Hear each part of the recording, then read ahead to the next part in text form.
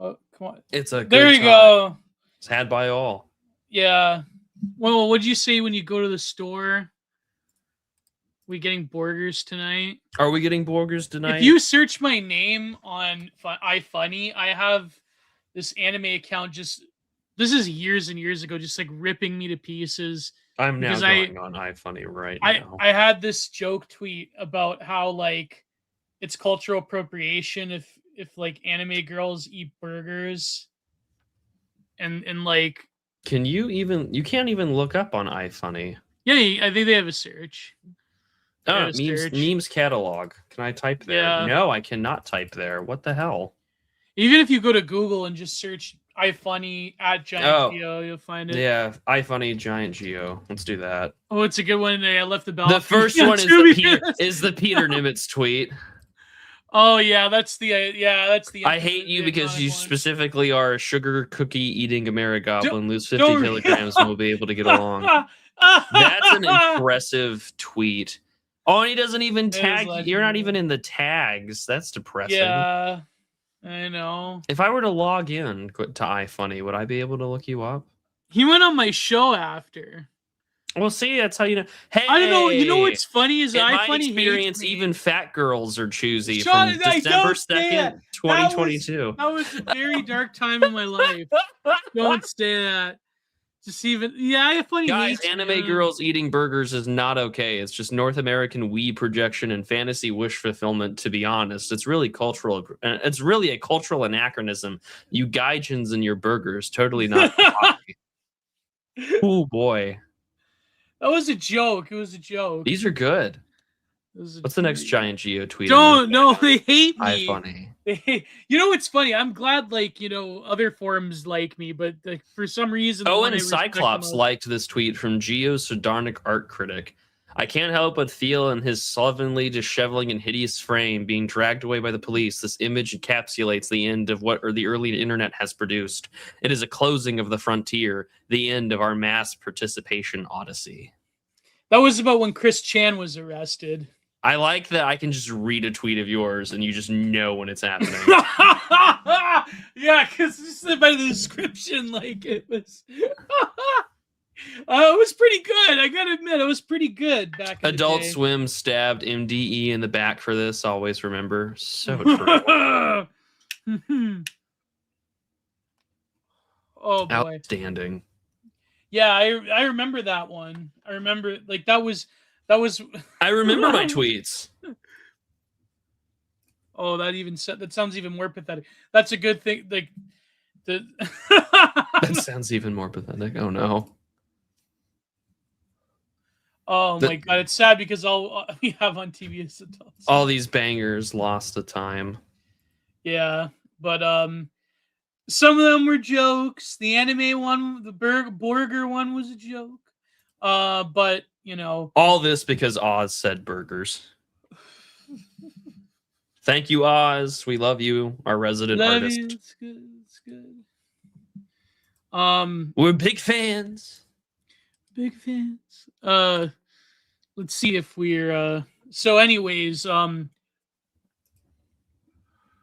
my god, I hate to say it, but on Mondays we're competing with Library of Mass Destruction, but it's all right. That's okay. We're gonna be just fine, Geo. Yeah. I just need you to lock in. Okay, locking in. I've been trying to lock in because I've been watching the same John Kiriakou hype edit the whole time, like today, after I tweeted about watching a Tubi film with like 2.5 stars. I don't know, like, I think it was that theme from GoldenEye. I never played GoldenEye, but I did not either, so I cannot relate to its cultural significance. I can't believe John Kiriakou was like built like a linebacker back in the day, like when he went to prison. Like, you can't tell by the interviews, but he's like, I feel like prison in Ozempic does a lot to change a man. Yeah, he was stacked, man. He needs to put on, you know, you need to be getting bigger. Back on the tee, man, and just be the CIA agent I know you can be. Oh man, some people say half those stories are not true though, but who cares? It's like The aura. I was about to say, isn't the point of any good spy agency to just make yourself look cooler than you actually are? Yeah, to manufacture aura. Yeah. Yeah, that's true. Like, we're aura farming, and I'm like, I believe you, like... Yeah, like, that's like Mr. Jeffrey, like, it's the hype edits. Yeah, like, your job is to sell me that what you did was actually way cooler than what it actually was. And have, like, very on the edge people on the internet, pretend that you're cool. Not John Kiriakou. I'm talking about Mr. Jeffrey. John Kiriakou is actually cool, but anyways, Giant Geo, famous CIA apologist. Oh my god. That's actually a good transition to what we're talking about tonight, if I want to like lock in. Yeah, let's do it. So tonight we're talking about the paranoid style in American politics by I always confuse the two, but apparently he is they're not related. He is my favorite Jewish communist. Oh man. We were talking about Richard Hofstadter, everybody. What about Beria? He's up there. He's up there, yeah. In terms of influence on the United States, it's Richard Hofstadter. Yeah. There's a lot of communists that were influential in the United States, but Richard Hofstadter is certainly one of them. In ways that I think it speaks for itself. I always confuse him with Douglas Hofstadter, the philosopher and mathematician, but apparently they weren't related. But anyways, Richard Hofstadter was very influential. What did he label himself as? Basically just a liberal, or? He would call himself a liberal, but I mean, he was a member of the Communist Party of the United States in 1938, and then he kind of left after the Molotov-Ribbentrop Pact. And then after that, I think he just always had considered himself sort of a big fan of almost everyone in the Frankfurt School. So, I mean, not really like he had ever changed his position on anything. Is that,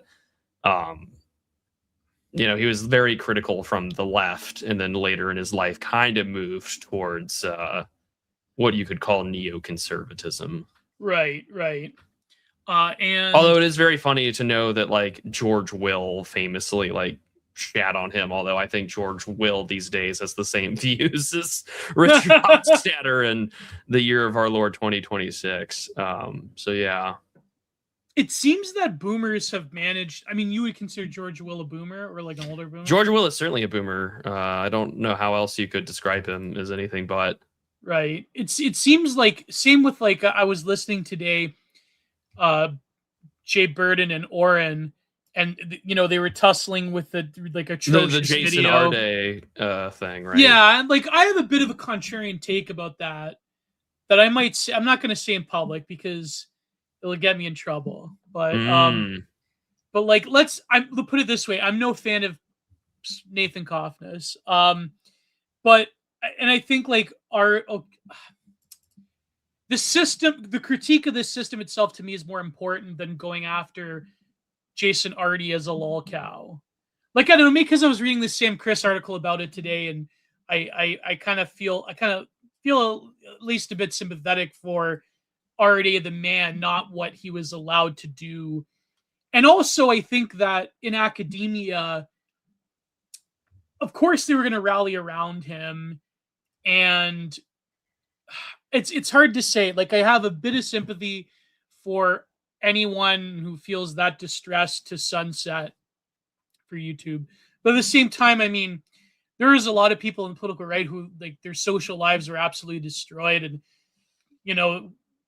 they took that route and there was no sympathy for them. So I understand.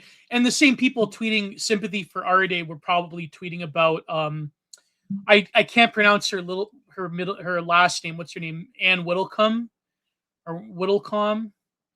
Whittlecombe, yeah. Like they were I dancing on her grave. She's right? the British equivalent of like Phyllis Schlafly. Yeah. Is how I understand the comparison. Yeah, and there's like some Kirk-like activity around her. Well, I mean, she was murdered by a communist. Like, the Kirk comparisons are quite apt. And I mean, like, of course, she's ancient, or she was ancient. She was very Right. old and was like one of the last like Christian conservative political activists in the UK from like an older generation, and had been basically just killed by like a late 20s something white British communist.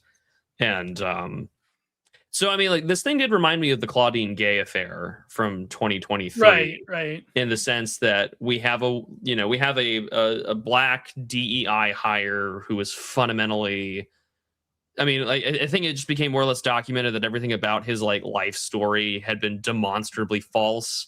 Yeah. Outside of a few like on surface scratchings, and then everything else underneath of the iceberg appeared to be very much not true.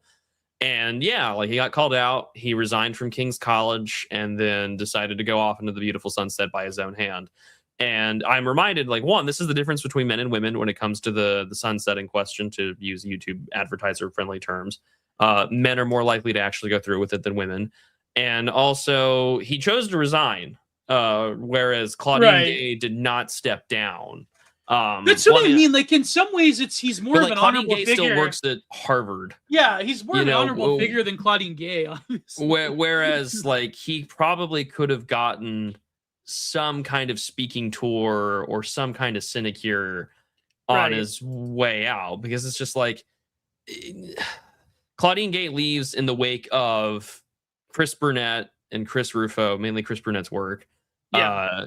Nobody mentions that, by the way. Oh, well, let's not get into drama. All it takes is one crash out, and then people just forget things. And then, so anyways, that work gets done. It's proven that her academic work, which is very limited, is primarily almost entirely plagiarized. And then from there, and this is all happening in the wake of October 7th and the pressures on Harvard and the protests, that she gets replaced as the president of Harvard by the interim replacement was a Jewish man. And then she never left staff, and she got to collect a fat paycheck. And I mean, she'll retire with a pension and everything like that. She still makes more money than you and I ever will, probably. Well, that's not true. I refuse to say that. I take that back. I believe, and I choose to believe, that I will make more money than Claudine Gay in my lifetime. But I say all that because this is different, because he was an academic. He didn't hold the position of leadership in the same way Claudine did. And then he decided to take matters into his own hands, resigned, and then, said goodbye to his life. And it's very interesting because, like, I know a lot of memes were going around saying, like, congratulations to Nathan Coffness for all that. But it's just like, he was a hack fraud. Like, I'm not going to. Yeah. So it's like, on one hand, is it tragic that someone decided to feel the need to go do that? Yes. And that's awful. But also at the same time, like, people on the right had their lives ruined for far less egregious things. Like, if you managed to be a professor at like Liberty University and then it came out, like, the right would hold you to account. And of course, this is the difference between radicals and DEI and everything. Like, it's all the things that we're all so used to since like the Obama era Dear Colleague letter. So it's like, I'm not really surprised by all this that has played out. And it took less than 18 hours before what's his name, Ibram X. Kendi, called it a digital lynching. I was impressed at the turnaround. But in time. all of this, though, like, I don't know, like, I think like Coffness himself, like, dancing on the guy's grave and like trying to make himself as the victim. It's like, I don't know. He's such a repellent person to me. He was definitely. I mean, he was treated like absolute dog shit. No, but the thing is, like, Arby, the fact that he did. I mean, not that I want anybody to do this, but like, let's just focus on resigning. Like, the fact that he did resign, he took like way more responsibility being called out and exposed than like any other of his ilk, like Claudine Gay. So I don't know. I can't like hate it. To me, I think the system critique is more of an important thing than focusing on an individual who was allowed to defraud academia. But then at the same time, I think if these institutions are so rotten, as a lot of people go on about, which they are, then no ifs, ands, or buts about that. Then at the same time, like, making this by playing into the terms of critiquing the institution by cleaning it up or whatever, or some kind of thing about rigor or whatever. It's, to me, I think that's kind of beyond the point if things are so bad.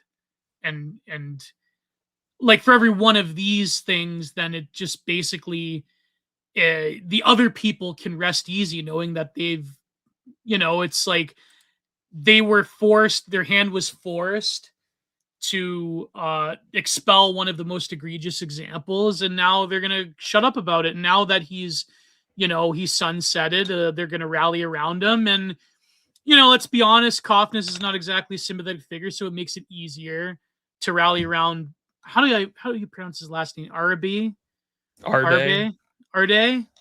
Yeah, something like it's that. something like, yeah. So I don't know. Like he's kind of, it's more of the institution itself and what it says about it than just like, oh, here's like we're tipping over a lol cow. I mean, yeah, Sure. I think like there's more evil people in academia than this goofy guy. I don't know. Like you just look at him. He looked at him and he kind of looks like, I don't know, like he's stringing together all the buzzwords and he's kind of making stuff up, and I don't know. It's something about it. Like it's people, they say, well, what about someone more qualified than him? Like here's the thing. If I think it was because the department looked at his working class background and they looked at the fact he comes from immigrant parents.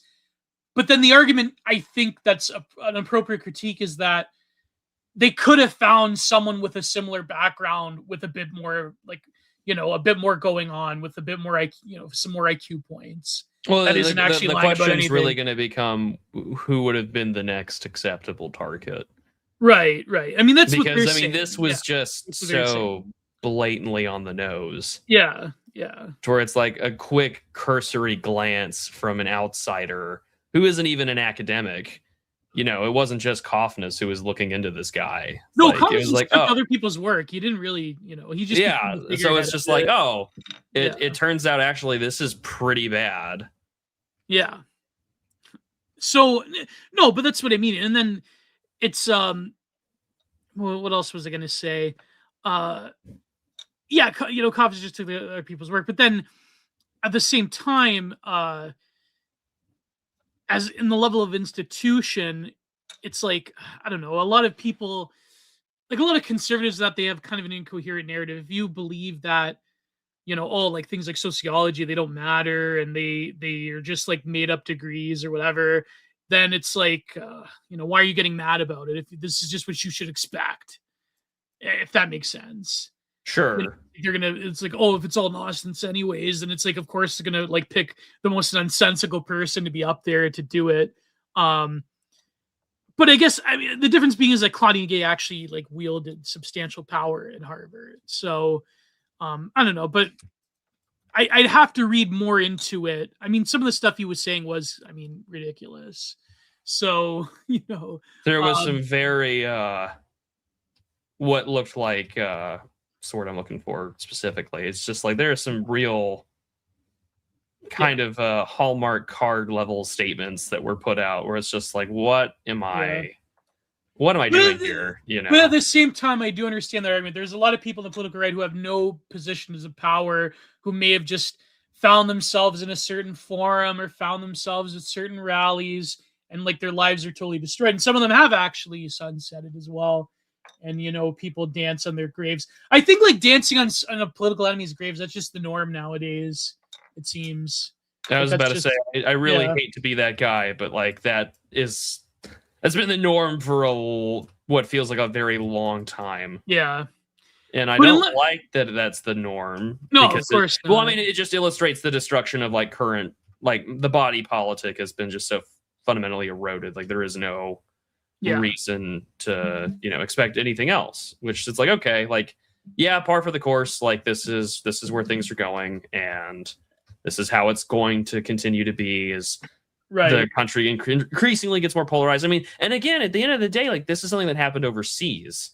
This is not a unique, like this did not happen in the United States. Right. So, the way in which it's going to be treated is different, because in America, and I mean, to an extent, Britain as well, like, yes, this is obviously going to be treated like some big racial ordeal, which that doesn't surprise me in the slightest. But, it's like, how much is this going to play a role in sort of like the larger, I don't know, culture war writ large? Like, it just doesn't feel like there's much to be concerned about, or to say, or to worry about, because it's like, I feel like this will eventually at some point in time just pass. Right, of course. That's just going to be it, which, that has its own consequences, but it's like, I don't like, this is where it's going to be. Okay, got it. I think, but then the thing is, like, I think what people are forgetting, like people that are, like making hype edits and hype images, like Nathan Kaufman hates you too on the political, like you know what I mean? Like he hates you too. It's just that he has this one thing that differentiates him from professional liberal academia, which is that he believes in human biodiversity. Yeah, that's it. Like that's, everything else, like he hates you. But it's just that he can only find, for lack of a better term, he can only find like a right chud audience. And like same with Anania, like they're people that feel greatly mortally wounded at the fact that they can no longer be in the club of like high status, like educated liberal elite. Yeah, so they're not the elite human capital they wish they were. Yeah, exactly. And so because so much of that discourse around elite human capital really does feel like at a certain point, oh, we're just having a conversation about, how do I hate on the chuds from a unique perspective now that I've been kicked out of polite society? Yeah. No, I understand it's a hard position, because if you do have that thing where it's like, oh, I am like I am by all rights a normative liberal of that class, but I have this one quirky thing that I'm convinced of, then yeah, of course you're like, it's kind of like the J.K. Rowling thing. Although I don't know. Yeah, where she's like, I'm a normie liberal, like, except for this one thing. Except for that, I think that, like, trans people shouldn't be in women's spaces, and I'm like, that's a very normie position that anyone should be able to hold without any consequence. Right. And then it's like, no. What do you think you're doing here, young lady? Like we're gonna burn all your books now. Yeah. What's funny is that Tim Hortons had a promotion for the 25th anniversary of the first film being released. Yeah. Where they have different like donuts with the different houses. Sure. And of course, they get boycotted. Yeah, of course. I mean, it's in Toronto or wherever. But it's funny because like they'll do that, but like not like that one image that was going around of an employee with his bare feet up on the table in so it's like. But anyways, that's neither here nor there. I think the difference with J.K. Rowling is that if you are like that, but then I think it's because people like Hanania, they go out of their way. But you know what I mean? They go out of their way to like make you know that they hate you. But they're only here because, of academia canceling them or whatever. Like it's just but anyways, the point that's heaven forbid that you're like, I don't have to hate you. Yeah. I am instead, I have to make it clear, listen, I don't like these guys either, but I hate you more. It's the whole, like, if I were in an elevator with like a chud, a progressive, it's like James Lindsay. Yeah, well, that too. Like James Lindsay hates you, but like James Lindsay would side with like, Richard Dawkins any day of the week. Yeah. No, but what? Okay, I brought this up because the Jeremy Boring Oren was talking about, where, oh god, I forget my point. It's been a few minutes. I forget my point. Why I brought up the RVA case, because like that, like you were saying, unless we have other news, I mean, what's been happening? No, I mean, this is fine with me. Like I'm interested to know where this is going, because I was actually going to tie it to what we're reading today, which is I was going to tie it to, but you go ahead. No. I mean, like the point is that like, yeah, and we'll tie this into what we're reading today, because I think that in a lot of ways there is a projection that is coming from Hofstadter immensely, which is just simply that there is a greater paranoia, I think, on the American left than the right. And I don't want to say that this confirms the quote unquote positions of Richard Hanania, but I think he's got. Yeah. But when he had wrote that essay a while back, like where it's like, oh, the American left cares more. I'm like, I don't know how I feel about that. But when you consider that they have managed to successfully navigate a coalition that is fundamentally centered around one thing and one thing only, and it is, the exterminate. It's basically like racial redistributionism that we see in a lot of other. Yeah, don't use the EX word. I think YouTube doesn't like that. Well, I say all that in part just because it's like it becomes very obvious that what you're dealing with at this point is this like the constant fear. And I mean, American politics does have a streak of it where it's just like every election is simultaneously the most important election of my lifetime.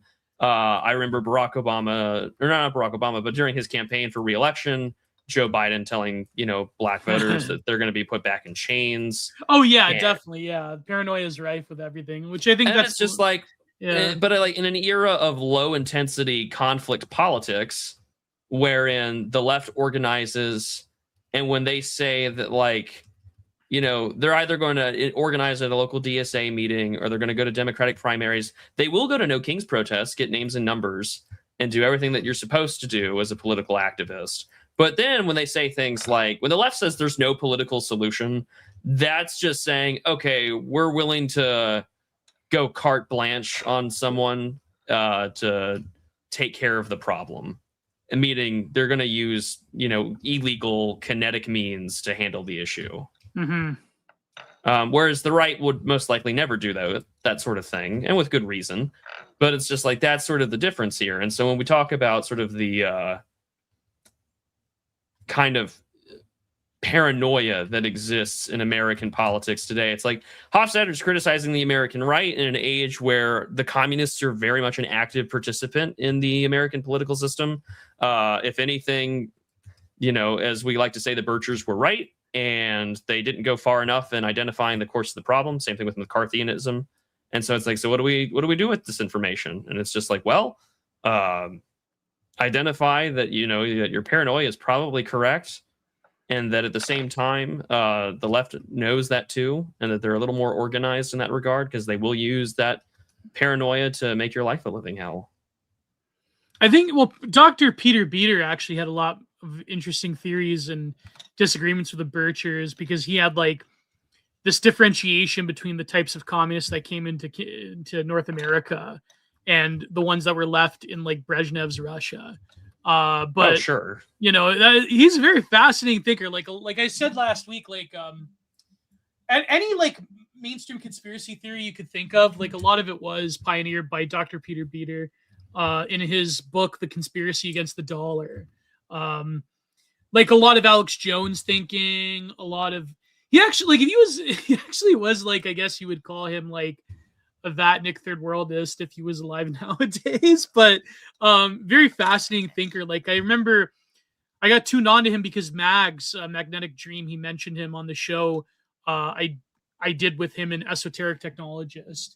But what I was going to say is the paranoid style does play into that, like explaining why it is that people just like are comfortable with dancing on their opposition's graves and doing like very lurid spectacles of humiliating one another. But like you said, it seems that the template that Hofstadter puts out is of course very one-sided, because at this time, of course, the political dichotomy was, I think, somewhat different back then, but not too different. You'd actually be shocked at how similar things are to back conditions back then. But he, of course, is presenting his more enlightened progressive beliefs in liberalism and democracy and blah, blah, blah, as like the most rational of solutions to this human problem that has transformed into a uniquely American problem, in his opinion, of conspiracism, hostility, end times apocalypticism, and paranoia. That is not merely I think before we read, it's another key point that you have to realize with the work of Richard Hofstadter. He's not merely just psychologizing the right. It's more of paranoia as a political mechanism rather than just a psychologization of politics. It's a politically operative thing. It's why I say that conspiracy theory is a valid political ontology. Although I say it in the positive sense, whereas Richard Hofstadter would say in the negative sense, if that makes sense. He would definitely take issue with the fact that it is a operative heuristic that is encouraged. Yeah. Whereas it's like nowadays, it's like it's not hard to see. And I mean, like, this is where like the Birchers would say, like, none dare call it conspiracy. And it's like, well, I wouldn't call it conspiracy either when, you know, you can go and read the white papers. You can go and read public statements on like what they're advocating for. Like, like I always use the example about like, you know, they will go for alcoholism being banned or just alcohol being banned, period, in our lifetimes. Like that is something that they would love to see happen. And like alcohol?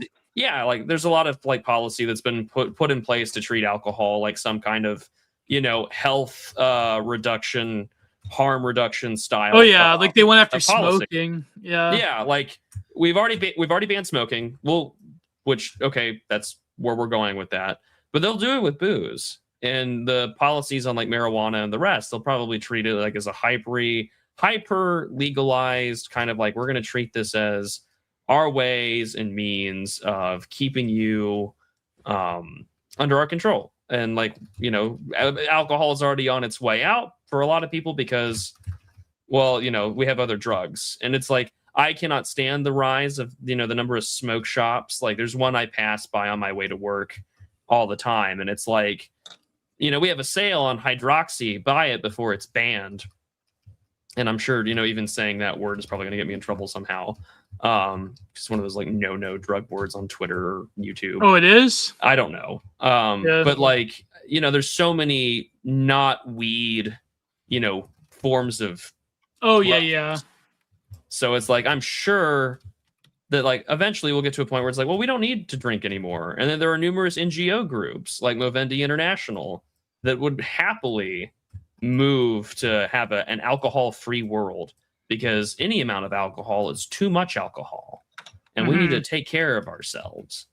And so it's like, well, how dare you be a conspiracy theorist and say they want to ban booze? And it's like, I'm telling you that there are groups like that get a lot of money internationally from like the WHO and from other foreign governments that deliberately encourage alcohol prohibition in the name of public health, not for religious moral reasons or anything like that. But let's take the existing prohibitionist framework and let's just get rid of it.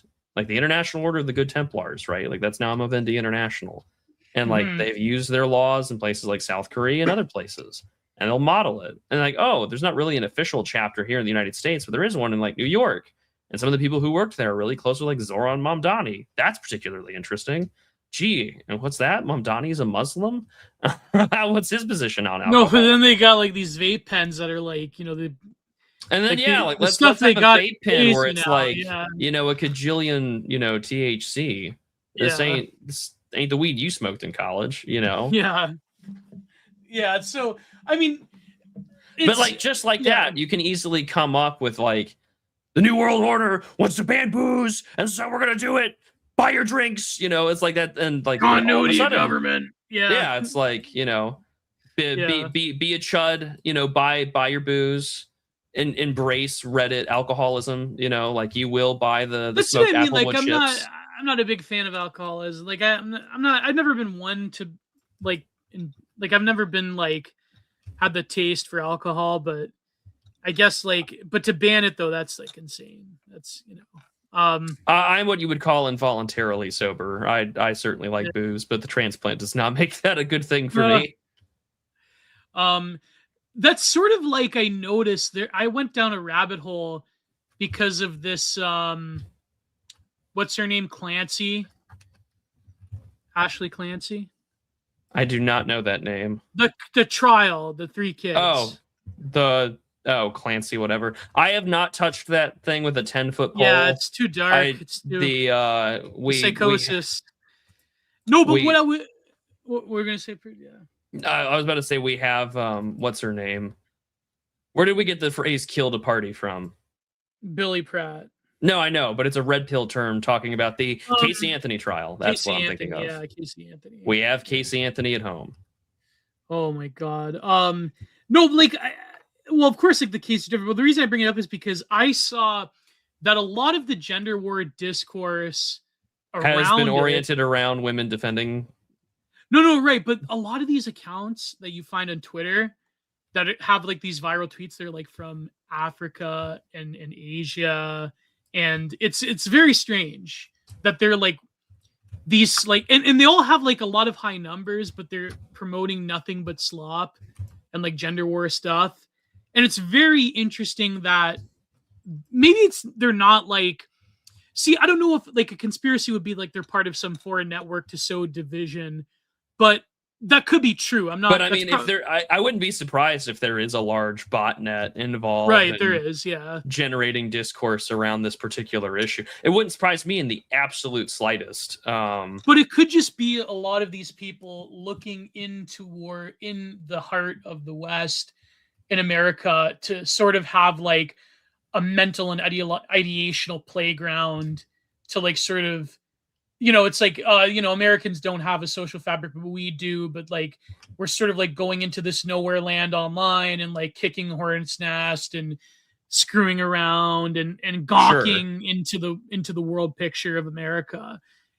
Or it could just be that these people are, they probably do exist in some network. Center. Like America, social issues are the world entertainment center. Like exactly, yeah. As long as the United States is the cultural exporter of the world, which we are. That I think I mean, we make a lot of things still in the United States, despite how battered and busted our industrial sector is. But like the biggest thing that America exports is its culture. And anytime that there is a controversy of any way, shape, or form that emerges, it's going to inevitably draw foreign attention. Right. And I mean, like, again, this, say what you will about like the geolocation thing with Twitter. It's just like, yeah, actually, it is interesting because now I can track in relatively real time how many accounts based in Southeast Asia are commenting on like American gender war discourse. Yeah. And it's like, it turns out it's a plurality. That's insane. Who would have guessed? And I think that does lead to what Hofstadter, again, being like a lib, would say that produces the paranoia is always like America has this, which is funny, which is so funny because at the same time of reading this, I'm actually trying to plow my way through America Against America by Wan Huning. And Wan Huning says the exact opposite. Now, Wan Huning is an actual foreigner, an actual operative of the Chinese Politburo, but he says something diametrically opposite to Hofstadter, where Hofstadter would say that America is replete with xenophobia and this intense paranoia, suspicion of the outsider, whereas Wan Huning would say the opposite when he went to the America in the 80s. He would say that, America isn't a land of like this intense like hatred of the foreigner, just that they have a sort of like Americans have this practical consciousness and they're sort of adverse to ritualism or mysticism, which isn't exactly true, but I think he meant that in terms of the industrial base of America as it started and the industrialism and economism that would sweep America eventually. But I mean, there is like, I think, a more latent mysticism in America, but at the same time, it is very interesting to see those opposite views. Hofstadter would say that America has always had this, basically based on its founding, has this intense suspicion of the other and this intense paranoia of the outside because of its geography and because of the way America was founded. But then you have people like Wan Huning, who's like literally a Chinese operative. Like he's not even lying about it. He like literally is making a report for the Chinese Communist Party under Deng. I think Deng was still there. And he would say that, no, the opposite. Like America adopts and grafts onto foreign experiences as it benefits what he calls the American spirit. And he goes into the history of different thinkers who have outlined what that American spirit is. But I think that also I kind of see the limitations of it, especially nowadays with like modern right-wing influencers, what I call like third wave neocons, where they have this like intense hatred of Europe. So I am suspicious of the way that politics between America and Europe culturally has been framed. But I will say that Hofstadter, in some regards, is appealing to, say, like that picture of, oh, you know, Americans are backward hicks and Europeans are these enlightened thinker type of people, and they have an actual culture, and America's this like backwater place of religious fundamentalism and paranoia, conspiracy theory, whereas, you know, European politics. But it's funny because like the European analogy to it would be, I think it was Popehead that had this great observation that the analogous element of the European psyche to the American evangelical in some ways is fascism, which I thought that was an incredibly mind-blowing insight by Popehead, by Vade. Say that one more time. That the analogy to American the evangelical ethos as it relates to politics and culture in America would be, in continental Europe, the analogy would be fascism. Yeah. Like as this alternative thing that is, you know, yeah. I thought that was a brilliant insight. And you could kind of see it in a weird way. You can. Yeah. It's there. Yeah. Yeah. How much that applies in present day, I'm not so sure. Well, yeah. Like, there's definitely something to it, say, like... in the 20th century. Oh, well, I was in, like, the 1980s, for sure. Yeah, in the 1980s, yeah. No, but also, I think, I mean, of course, like, fascism being a secular phenomenon, but, like, no, but then again, Hofstadter would say that the religious thinking in America is also integral to this paranoia style politics, and it always has been.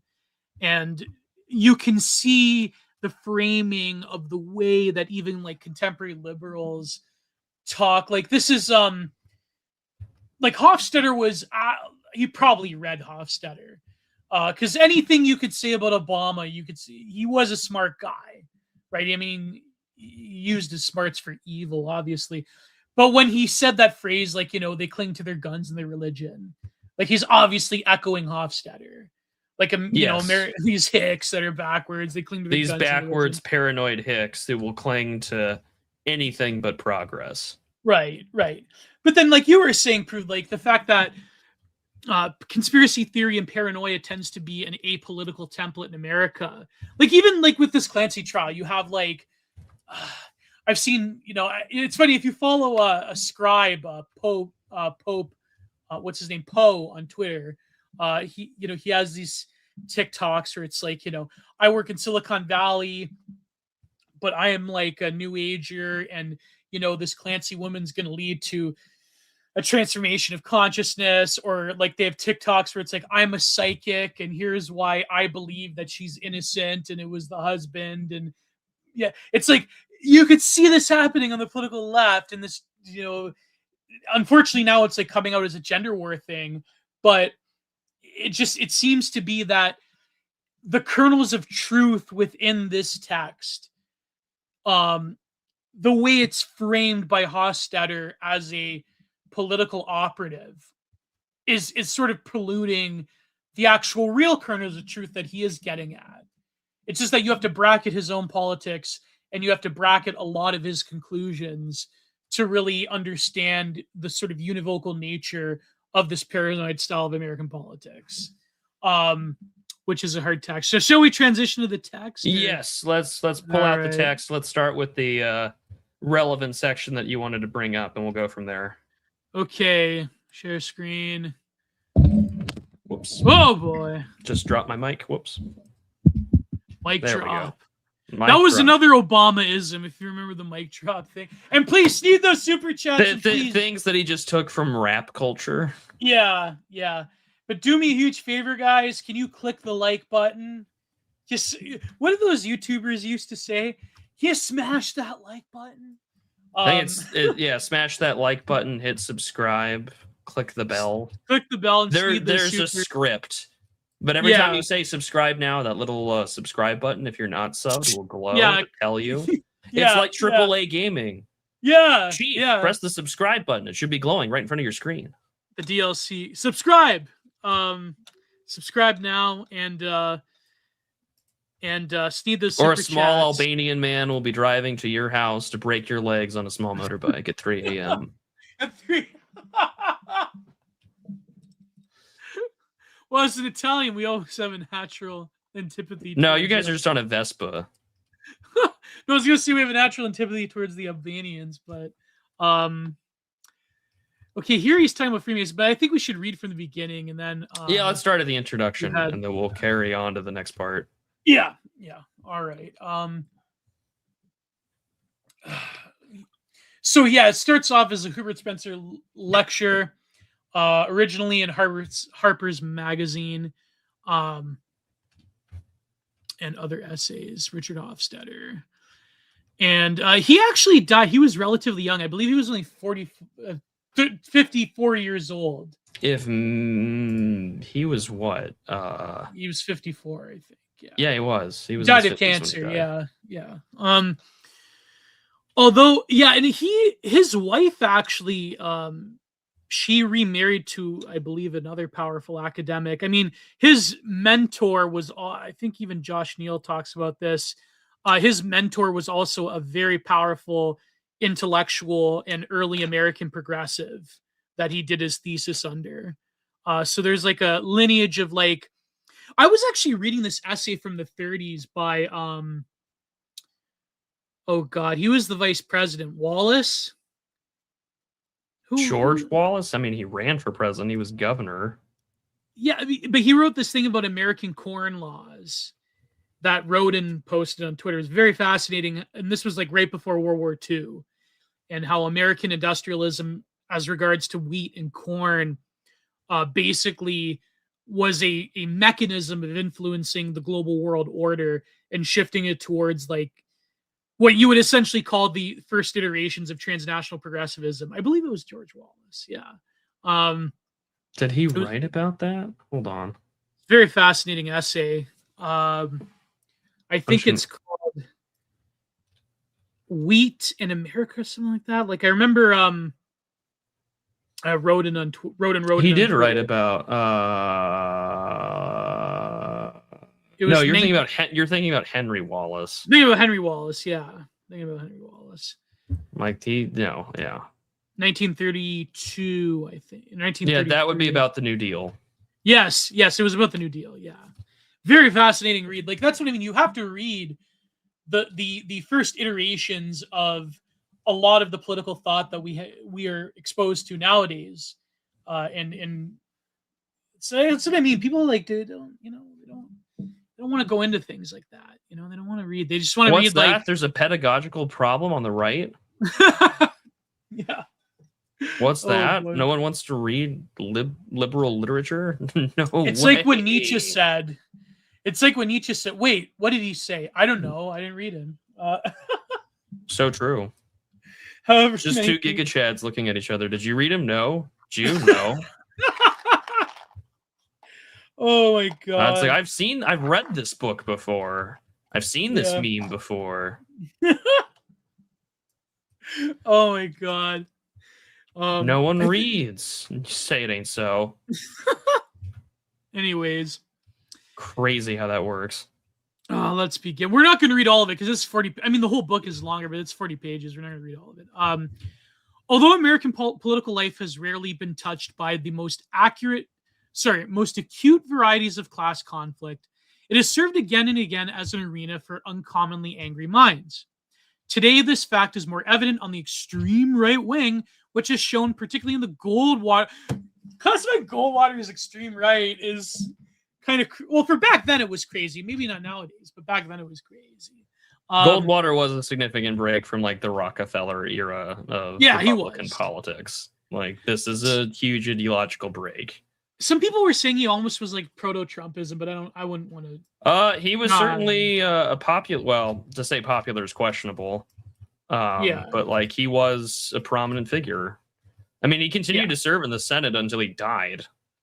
Like he did inspire the next wave of Reagan era conservatism. This is where Reagan goes to the national stage, besides being later on the governor of California. But like this is where the famous, time for choosing speech comes from. Oh yeah, that's right. Yeah. But why did was it Goldwater or Perot that failed because he just had too much tism?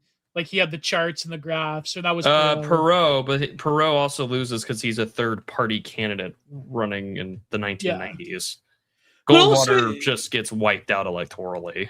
Yeah, and also Goldwater, I think he was a bit too secular for the Republican Party. That Reagan wasn't. Like, wasn't Goldwater like he didn't really care about religion or anything like that? Like if memory serves, Goldwater is, I think, one of the first major individuals who's Jewish who runs for office. Yeah. He and it converts to Episcopalianism later on. Yeah. But he did go far though, for especially at those time, at that time for being of that particular ethnicity. Like, and like I think, but Reagan had that polish. He was Episcopalian, but he had Jewish ancestry. And Goldwater had way more IQ points than Reagan, but Reagan had, I think, a more of a complete package for people. I was actually, what's funny? I was reading this Tunis Bay thread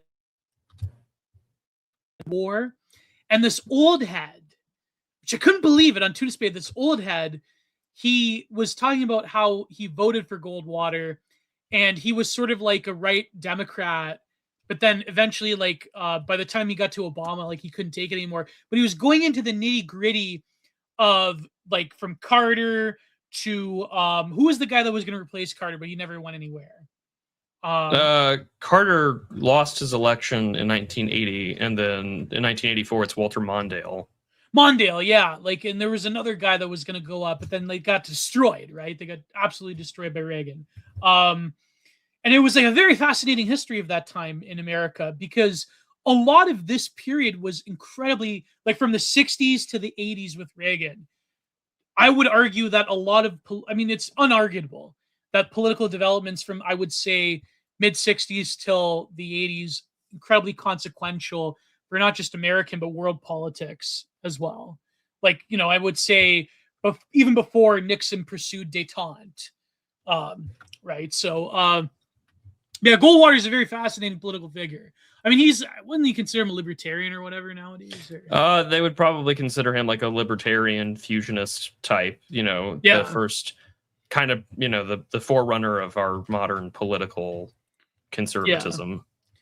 And tell us in the comments if you think this is boring or if you actually kind of like this political history stuff. Subscribe now. So if you I know this is the first page, we have a long digression about American political history in the 20th century. So anyways, behind such movements, there's a style of mind, not always right-wing in affiliations, that has a long and varied history. I call it the paranoid style simply because no other word adequately evokes the qualities of heated exaggeration, suspiciousness, and conspiratorial fantasy that I have in mind. Well, I don't know how much of it's fantasy. A lot of it's, you know that meme, right? Conspirafact. But anyways, I'm using the expression paranoid style. I am not speaking in a clinical sense, but borrowing a clinical term for other purposes. I have neither the competence nor the desire to classify my figures of the past or present as certifiable lunatics. Well, I'm glad he gives us that nicety to not just shit on the right, I guess. Yeah, if this was Hanania writing this, it just wouldn't be as. It reads like Hanania. No, but see, that's because Hanania is probably cribbing from Hofstadter. I wouldn't be shocked. Hanania has read Hofstadter. You don't have to like Richard, but yeah, he has. Richard is a well-read person. Yeah. Like I say, I'm willing to give the devil his due. Yeah, same with Obama. It's not that Obama was stupid. That was the problem with conservatives back in the day. They tried to portray Obama as stupid. Well, it was also there was the failure of shutting down the fact that it's hey, this guy was Bill Ayers' butt boy. Yeah. That never went anywhere. There's a very famous, I think it's Glenn Beck or it's Andrew Breitbart who kind of gets the whole shut it down discourse on like Hannity when Barack is running for, I think it was Glenn Beck, ironically. And it's just like, yeah, like, this was Bill Ayers' guy. Like, he is all the things that like boomer lady said to John McCain all those years ago. Yeah. It's like, turns out all of that was true.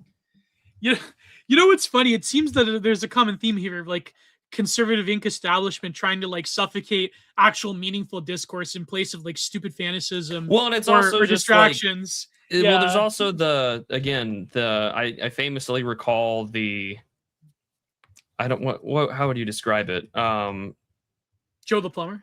No, well, yeah, like Joe the Plumber is an idiot. We can't allow Joe the Plumber to have an opinion. And like, but it's also the commentary you get on like a lot of right-wing meme culture, which that has its own problems. Like right-wing memes has its own issues. But the thing is that, like Joe the Plumber says something that's just like knee-jerk, obviously true about society. And it's just like, oh, well, we can't allow that. He's stupid. Like we can't allow him to say anything. Are you kidding me? Like he shouldn't have a say. That was the thing. Yeah. And so we have the same thing that happens like nowadays, which is that they're doing with Tucker Carlson. Well, to some extent. I mean, I think Carlson's also got some like polemical issues that need to be addressed. Yeah. But like, yes, there is there are people that talk about these things that are obviously speaking from some nugget of the truth or a kernel of. And I mean, COVID, I think, has only reaffirmed the whole paranoid style of American politics because that was the most cross-sectional form of politicking that I've seen in a long time, where like all of a sudden, all people, regardless of your perspective, and this is where you kind of also get the Maha Coalition, because like things that were considered very new agey or like crunchy liberal, then suddenly became sort of like, well, we're going to be part of this coalition because this is the only time that we're ever going to get listened to. And that's what made RFK Jr., I think, such a popular figure, because not only had been speaking about this for decades, but it was now all of a sudden we're going to address these things on the national stage, which no one was going to talk about. Like, because all of a sudden discourse about, certain associations between inoculation and diverse individuals was being mainstreamed again for the first time in like 30 years. But also like, besides the liberal desire or like the Twitterati with like, pronouns in bio telling you like none of that actually happened and you stayed home for 2 weeks. It's like, no, like we're still living with the consequences. Woke One was crazy. Yeah, Woke One was crazy, bro. I mean, we should really start. I would love to appropriate that. Yeah. No, you know what's funny is that it's funny because actually they appropriated it from us, because what do we talk about? We talk about like, the alt-right 1.0, or we talk about, DR or whatever. Like, there's numerous like chronologies that we're willing to operate under. Yeah. It's like, please see Scott Greer's book, The White Pill, because it's just like there's a pretty half decent chronology in there about like what all these things used to be. I have a bone. We're the same way. It's like, they're trying to borrow the same language. I have a bone to pick with Mr. Greer. I have several bones to pick, because it seems every time he pops up my timeline, he's basically miturating upon my sacred millennial nostalgia. And also his opinion on new metal is completely wrong and terrible. But anyways, no, it's funny because I like how this is the thing you're getting upset about, is takes on millennial nostalgia. He'll quote something and he'll like, let me remind you about how bad Red Staters are. He'll be like, the neocons took this from you, and it's like a commercial from 2001 over like the Frisbee that had like the orb on it or whatever. Like it's based. I don't know. Neocons did take that. Neocons did take new metal from you, okay? The libs took new metal from you. They couldn't handle it. They needed indie rock, and they needed rap. And even though rap is influential on new metal, it's not as influential as the 90s, what they call the new wave of American heavy metal. That was from about the mid-90s to the early 2000s, okay? The two main influences, besides a lot of the bands around the Florida death metal scene, the two major influences on new metal are number 1, Pantera, and number 2, Sepultura. Okay? If it wasn't for the Roots album promoting bands like Korn and Linkin Park and Hatebreed, then you wouldn't have the crystallization.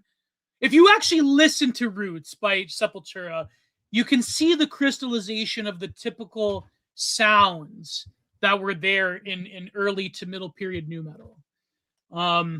Anyways, okay, let's go back. I'm distracting myself with Scott Greer. Oh, I can't read that. Listen, Eddie, I can't read that on YouTube. I can't read that on YouTube. No, you cannot. But thank you for the super chat. Even though I publicly disavow. I can't. Oh, man. Anyways. There are some things you just can't read. Yeah. So anyways.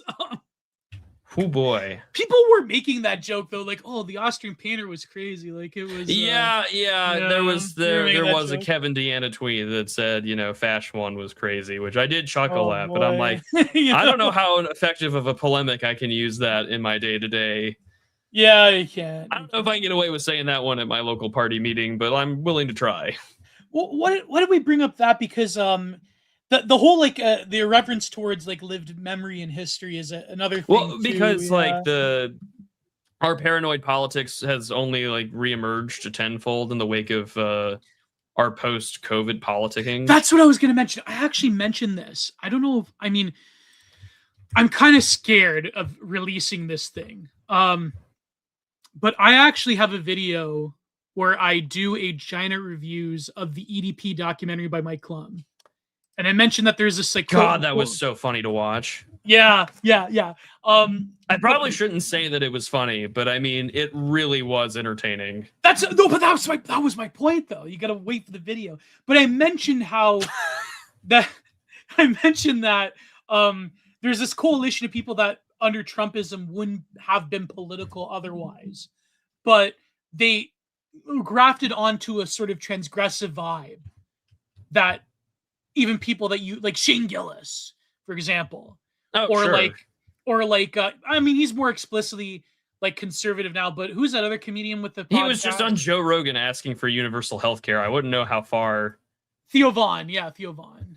And Theo Vaughn went, full. Yeah. Like, there was clearly the podcast thing, like the podcast network that helped get Trump into the White House, right, has kind of just basically flat out turned on him. But that's what I mean. Like Shane Gillis saying like, universal healthcare is good and still having like, making like certain jokes or whatever, like to people of that type that rode that wave. It's not a contradiction because it's a very fluid type of vibe shift. It's a very like, you can't expect 100, like people that are like these diehard Trump loyalists. They're like turning on him or turning on Tim Dillon or turning on Tucker. Well, Tucker's different because Tucker is an actual political operative. So I guess he is held to a higher standard. But like people like turning on like, oh my God, I can't believe, Shane Gillis is not 100% based, 100% behind my, reheated conservative politics. It's like, you can't expect that because there were a lot of like artist types that were riding this wave of transgression and culture. And it's funny, like, well, I mean, we had a whole wave of it that was the institutionalized mainstream, which was the remnants of it became the dirtbag left, which was just that, like I watched Dr. House and I knew that I could be progressive while still making a racist joke to a black guy. The Cumtown thing. Like that was a prominent feature of the American left for like the longest time. This is where you got the like, what was his name? It was Dean something back in like 2004, 2008. That guy! Oh, I used to watch him on Rick Sanchez. Used to and yell. Everything like that. Yeah. No, you're thinking of Howard Dean. You're thinking of Howard Dean. He was, on the bleeding edge of what was going to come for the left. Yeah. Albeit without perhaps like the open racial politics that came with it, but it was always there under its soft underbelly. Yeah. And it's just like, I'm not really surprised by any of the things that I'm seeing or being said. And that kind of disappears in the midst of like this kind of very, I don't even know how I would, I guess, clinically clinically intersectional, if I'm going to describe woke in a particular No, but that's what I way. mean. If Howard Dean, if that didn't condemn him, you wouldn't have gotten Obama. You probably wouldn't have gotten Bush.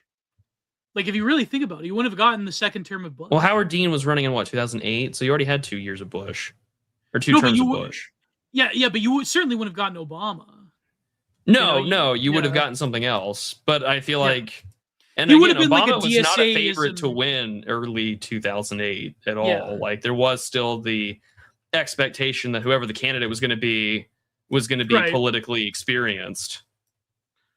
Right, but my point being is that, like, you do have, like, on the conservative side, you do have, like, the Joe Rogan podcast bro, Theo Vaughn, Joe Rogan, and, like, they're fast and loose with their principles. And then the other side, you have, so they're, I was like, about to say, I guess doctrinally, I wouldn't call them rightists. I would just call them non-woke or whatever. Well, I think they have progressive opinions, obviously, but I think that they do draw the line at the excesses of woke, because I think that someone like Joe Rogan would probably agree to a large extent that, like, woke one was crazy, but, like, I still want to be a good person. Right, like exactly. That moral acceptability framework of just be a decent human being is so ubiquitous on the American left, and to a large extent on the American right. Yeah. Where it's just like, well, I don't want to be a bad people person. Like Jeremy Boring, yeah. Yeah, like, did you know that, like, participated? Well, yeah, and it's like, I think this is my frustration with the popularization of Schmidt. It's just like, how much is this being correctly applied? Yeah, I didn't leave woke. Woke left me. Exactly, that type of. Oh yeah, that type is omnipresent. Like, lest we forget, the first guy who really got popular off the left me is Dave Rubin. Yeah. Well-known human trafficker, conservative Dave Rubin. But that's what I mean. Like, it's you have, like, what I was gonna say is that, but then on the left you have, like, their version of safe edgy comedians, but they're, like, more ideologically consistent. Matt like Kreisman. like Stavros is your average DSA cell, whereas, like, someone like Shane Gillis will say, like, a base thing, because it's like Shane Gillis. It's all about, like, that's your average Greek immigrant voter, by the way, is Stavros. Oh, that's sad. That's so sad. That's guy whose name compared to the average Italian voter. I don't know. Well, that depends on whether or not you live in New Jersey. Right. Because New Jersey is the one place in the United States where it's like 2 waves of Ellis Island immigration who still get to go at each other's throats every 2 years. Yeah. No, but makes it's funny. Very entertaining. But if you, like, live in Long Island, you're, like, Republican Italian. But if you're, like, but there's, like, a lot of lib Italians. Yeah, you're either the Silva guy, or you're running as a moderate Democrat in an increasing era of progressive anti-white politics. Did you ever see that meme? Did you ever see that TikTok meme where it was, like, I forget what it was, but it was like it may have been Richard Pryor, the clip of, like, or it may have been some funk act where it's like how Italians be moving before they unlocked white privilege. That is entertaining, but no, I have not seen that. I try not to be on TikTok. Oh my god. I've thought about making one, but that would require me to do the content grind akin to contrarian, and I'm just like, I don't have the energy to do that. Yeah. No, but that's my point. Like, would be fun. Oh, it would be. Yeah, I might one day go on TikTok, but no. But the thing is, like, you're not going to expect ideological consistency from people that's like, well, I don't expect ideological consistency from really anybody. Yeah, like a vibe. Maybe I'm just a pessimistic dick that way, but, like, from most people, I do not expect a degree of any form of consistency. Why would I? Yeah. Like, there's no reason to. That's what I mean. Like, don't get upset when Shane Gillis wants universal health care. Like, that's stupid. But I mean, like, you clearly rode a Trump train. But again, I'm not a political loyalist in the sense that, like, cancel. Huey Long wanted universal health care. He's way more racist than a lot of other people. Come on, but man. Like there's the unfortunate reality. It's like, gee, all this, like, universal stuff kind of really only works with, like, a small homogeneous population. True. It's just like, I want the Nordic model, and I'm like, why does that work? Why is that? And then you're just turning into Gavin in as circa 2017, and then you're like, why does that work? And it's just like, for all of our flaws, Canada was pretty much a paradise before the 2010s. Who was it? George Grant. I mean, that's who I'm thinking of, right? Yeah. Was it Lament for a Nation he wrote? Yes. Yeah. Okay. I'm like, because I own a copy of it because that's kind of my gateway into trying to understand Canada better. Yeah. And I don't know how well that book is held up. Correct me if I'm wrong, Canadian listeners. It's prophetic. It's prophetic. Okay. Yeah. Well, again, like I don't know. Like I'm not my experience with Canadian politics is what I see on Twitter, which has turned in, I think, increasingly into this depressing. What's the word I'm looking for? Like this really depressing form of American circus schlock. tent. Yeah. Yeah. Like like this is not Canada. Like you don't need to, grok or ape Trump. Yeah. Like this is not. The American insane asylum really only works inside the insane asylum. And I think it's funny to go back to the text. Hofstadter basically is outlining, like from the right word, Ezra Pound critique. He basically is outlining like America's an open air insane asylum, and like what Max Weber called the Iron Cage. Yes, like that's what he's So he's like saying, I'm not speaking in a clinical sense, but borrowing a clinical term for other purposes.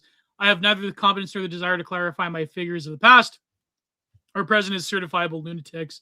In fact, the idea of the paranoid style would have little conspiracy relevance or historical value if it were applied only to people with profoundly disturbed minds. It is the use of paranoid a disturbed mind. Where is this getting borrowed from? Pray tell. Paging Dr. Adorno. Yeah. Well, when did Adorno? Probably the 50s, I think. Because when was this written? The 60s. Okay, so then this is after Adorno and the authoritarian personality. Yeah, and of course, like even before Adorno, you have. And also, this is a card-carrying communist, so I mean. Yeah, so he was well aware of Wilhelm Reich and Freudo-Marxism, and like Wilhelm Reich's authoritarian test, even before Adorno. Is the use of paranoid modes of expression by more or less normal people that make the phenomenon significant. Yeah, so if you have like,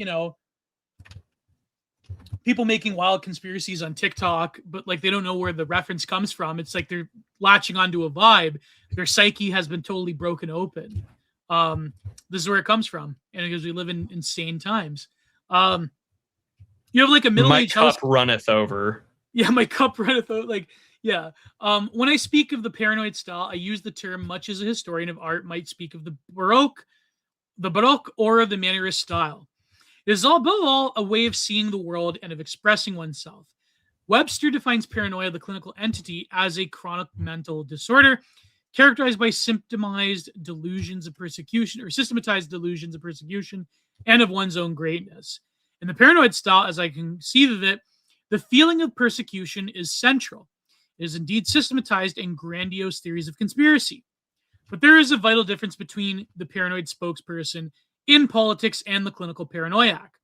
Although they both tend to be overheated, over-suspicious, over-aggressive, grandiose, and apocalyptic in expression, the clinical paranoid sees the hostile and conspiratorial world in which he feels himself to be living as directly specific against him. Whereas the spokesperson of the paranoid style of politics finds it directly against a nation, a culture, a way of life, whose fate affects not himself alone, but millions of others. And while there's actually very little light between the two, if you actually go to Schizos on TikTok or Instagram. I was about to say, wait, it gets worse. It gets worse.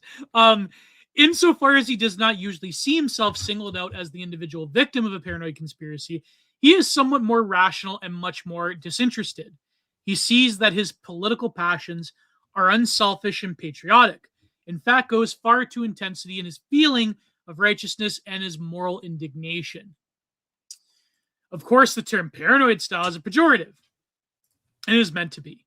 The paranoid style has a great affinity for bad causes them good, but nothing entirely prevents a sound program or a sound issue from being advocated in the paranoid style, it is admittedly impossible to settle the merits of an argument because we think we hear in its presentation the characteristic paranoid accent. Style has to do with the way in which the ideas are believed and advocated rather than with the truth or falsity of their individual content. So if this sounds like this is coming directly from the CIA, it probably is. Like, this is the thought that was employed against, you would say, in America, in this time in the 60s. I think Thomas even talks about this. You have a lot of people that are like, their history and their thought, kind of like Professor or Dr. Peter Beater. Their thought was like, or even the John Birchers to an extent, although there's criticism of Bircherism. But Welch is mentioned in this entire essay. Yeah. Welch, extensively. there you go. Richard Weaver was another one. You have people that you could classify as a sort of counter-reformation against the prevailing social movements of the 60s and 70s. But because the 60s and 70s are mythologized in like mediaized history of this time in the late 20th century, these other people that were counteracting against the social movements, a lot of which is like common parlance in like right-wing and conservative spaces nowadays, people like Sam Francis, for example, they get totally buried. And so a lot of the burying of these people were done by which, I mean, I think it's because of very useful polemic to say that, you rightoids are all conspiracy paranoiacs. But don't get me wrong, like, as much as I believe in the Foucauldian sort of diffusion of discourse as being organic to some extent, there was a centralized plan. Like, even the term conspiracy theory does come from the Central Intelligence Agency. There is like the Tavistock thing. And like, so there was a conscious plan to create a discourse around this counter-reformation type of thinking with these new social movements on the political right in America in particular, but also in Europe, to suppress like the lingering sentiments of fascism, which comes out quite differently than, for example, the American militia movement. The militia movement, I mean, there was inklings of it in a lot of, proto-identitarian and nationalist and fascist movements in Europe. But it seems that like the way that the militia movement was formed in this time, in the 60s and 70s, that was like a uniquely American thing. And so there was a discourse being created to suppress this like counter-reformation type of thinking against these prevailing, largely academic and in some cases intelligence agency-driven social movements. But a lot of the parapolitics people, they totally ignore this. They think that like, they're taking like the Gladio model in Europe and applying it to America.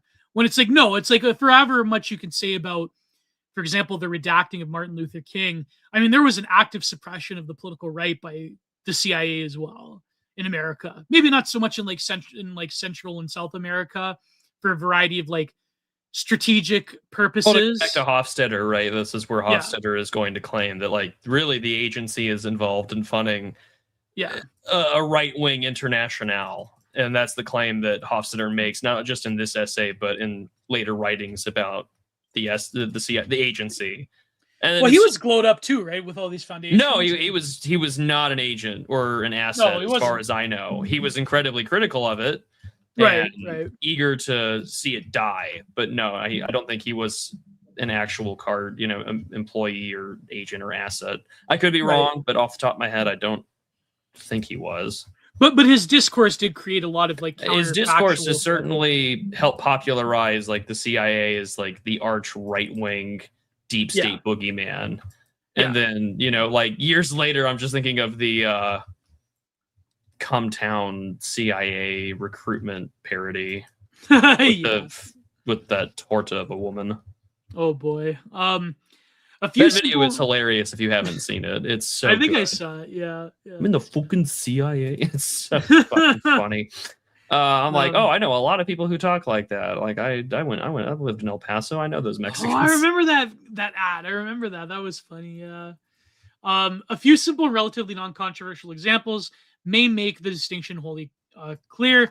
Shortly after the redacting of President Kennedy, a great deal of public publicity was given to a bill sponsored chiefly by Senator Thomas E. Dodd of Connecticut to tighten federal controls over sale of firearms through the mail.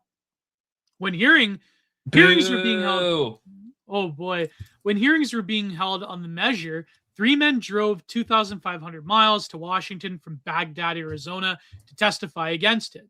Now, their arguments against the Dodd bill, which, however unpersuasive one may find them, have the color of conventional political reasoning. But one of the Arizonans opposed it with what might be considered representative paranoid arguments, insisting that it was a, quote, further attempt by a subversive power to make us part of a one-world socialist government. To which I think Hofstadter had the Birchers in mind. Also based. Also true. And that it threatened to create chaos that would help our enemies to seize power. Again, also true. Again, in the common knowledge that the movement against the fluoridation of... Oh my God. See, nothing is like, call me a chud. I don't care. But like, hey, it turns out that guy was right. Yeah. No way. Against the fluoridation of municipal water supplies has been catnip for cranks of all kinds, especially for those.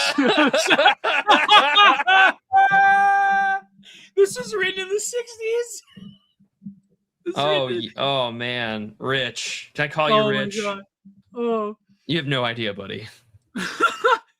It's conceivable that sometimes scientists may turn up conclusive evidence that this practice is on balance harmful, and such a discovery would prove the anti-fluoridation quite right on the substance of their position, but it could hardly at the same time validate the contentions of those among them who, in characteristic paranoid fashion, have charged that fluoridation was an attempt to advocate socialism under the guise of public health, or to rot out the brains of the community by introducing chemicals in the water supply to turn the friggin' frogs gray, in order to make people like, wow, I'm really picking up what you're laying down here, and it's making a lot of sense. To turn people vulnerable to socialism or communism. Yeah, to turn the friggin' frogs gray. No way. Oh man, that's terrible. Oh my God. Fluoride socialism.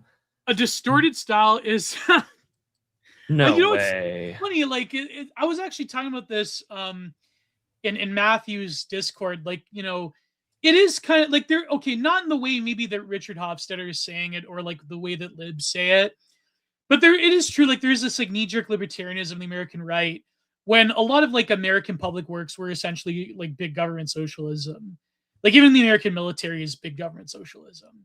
Like, there is like, I think, a miscalculation politically of American discourse that happened in the mid 20th century till now. But at the same time, like, socialism, like one world government, becomes a heuristic for the conspiracy movement, where their instincts are not entirely misplaced. And I think it's to differentiate between like the actual economism of the American project versus what the conspiracy movement has talked about with socialism. And I think like there's a lot of political miscalculations that happen on both sides of the issue. But that being said, like, it is very funny to say like, chemicals in the water will turn you into a commie and whatever. But like, it's crazy. That's written in the 60s. You will become gay. You will. Yeah. So the estrogen in the xenoestrogens, the xenoestrogens in the water will make you vote Democrat. Make you vote for AOC. There is a positive correlation between right-wing belief and testosterone. It's I'm noticing a pattern here. I don't know how I'm supposed to feel about it. Don't they say that, like, how like this is an older, like, this is almost like a 1990s Bill Maher argument that like if you're really into guns, that like you have a small, what? Oh yeah. It's the same thing with like large pickup trucks and owning a lot of guns. It's always the claim that like you're compensating for something, and I'm like, yeah, recoil. No, but they say that people that are gun owners have a higher testosterone level. I think any person who's willing to go out of their way, hunt, shoot, slaughter deer or whatever, like, like you're probably got more tea than the other guy. Yeah. That drink lattes and eat avocado toast and Or the boomers really loved. I remember Michael Savage really loved it. He called That's them, just a gimmick, Sonny. yeah. Sorry, Quiche. my inner FUD come out. Yeah, no, but before avocado toast, they really love to talk about quiche. Like libs in big cities love to eat quiche at dinner parties. The faculty Was quiche a seriously popular item at any point in time in the 90s? Yeah, in the 90s? Okay, that's why Michael Savage called them quiche eaters, Democrats. Yeah. Okay. Yeah, this is, oh my god. This was not something I was particularly familiar with. You have to be an old head to know this. That when it was popular, I was probably living overseas. It was just like, I don't know what the quiche. Yeah. In Germany they have their own version of quiche, I think. Anyways, a distorted style is then a possible signal that may alert us to a distorted judgment, just as in art, an ugly style is a cue to fundamental defects of taste. What interests me here is the possibility of using political rhetoric to get a political pathology. One of the most impressive facts about the paranoid style in this connection is that it represents an old and recurring mode of expression in our public life, which has frequently been linked with movements of suspicion, discontent, and whose content remains much the same, even when it is adopted by men of distinctly different purposes. Our experience suggests that, too, while it comes in waves of different intensity, it appears to be all but irrectable. I choose American history to illustrate the paranoid style only because I happen to be an Americanist, and this is like your old school New Deal Democrat stuff coming out. It is for me a choice of convenience, but the phenomenon is no more limited to American experience than it is our contemporaries. Notice about an all-embracing conspiracy on the part of Jesuits or Freemasons, international capitalists, international people of his ethnic persuasion, or communists are familiar. Phenomena in many countries throughout modern history. One need only think of the response to President Kennedy's redacting in Europe to be reminded that Americans have no monopoly of the gift for paranoid improvisation. I didn't know that like Kennedy truthism was very popular in Europe. I didn't know that. Oh my God. More important, the single case in modern history in which one might say that the paranoid style has had a consummatory triumph occurred not in the United States, but in Germany. It is common ingredient of fascism and of frustrated nationalism. Oh, there we go. There you go. Though it appears to many who it didn't take that long to invoke fascism. We're like 7 pages in. Though it appears many who are hardly fascists, and it can frequently be seen in left-wing press. The famous Stalin Purge trials incorporated in a supposedly juridical form, a widely imaginative and devastating exercise in the paranoid style. And again, this is like American leftists differentiating themselves from Stalinism. In America, it has been the preferred style only of minority movements. It can be argued, of course, that certain features of our history have given the paranoid style more scope and force among us than it has in many other countries of the Western world. My intention here, however, is not to make such comparative judgments, but simply to establish the reality of the style and to illustrate its frequent historical reoccurrence. And here we go. He talks about Joe McCarthy. I was about to say, I'm waiting for him to show up here. Yep, a conspiracy of infamy so black that that when it finally exposed, in principle, shall be forever devastating. Of the maledicties of all honest men, what can be made of this unbroken series of decisions and acts contributes to the strategy of defeat. They cannot be attributed to incompetence. The laws of probability. Yeah, where's the lie? Yeah. The laws of probability would dictate that part of the decisions would serve the country's interest. Now let's turn back 50 years to a manifesto signed in 1895 by a number of leaders of the Populist Party. So now he's giving the historical context to America. As early as 1865 to 66, conspiracy was entered in between the gold gamblers of Europe and America.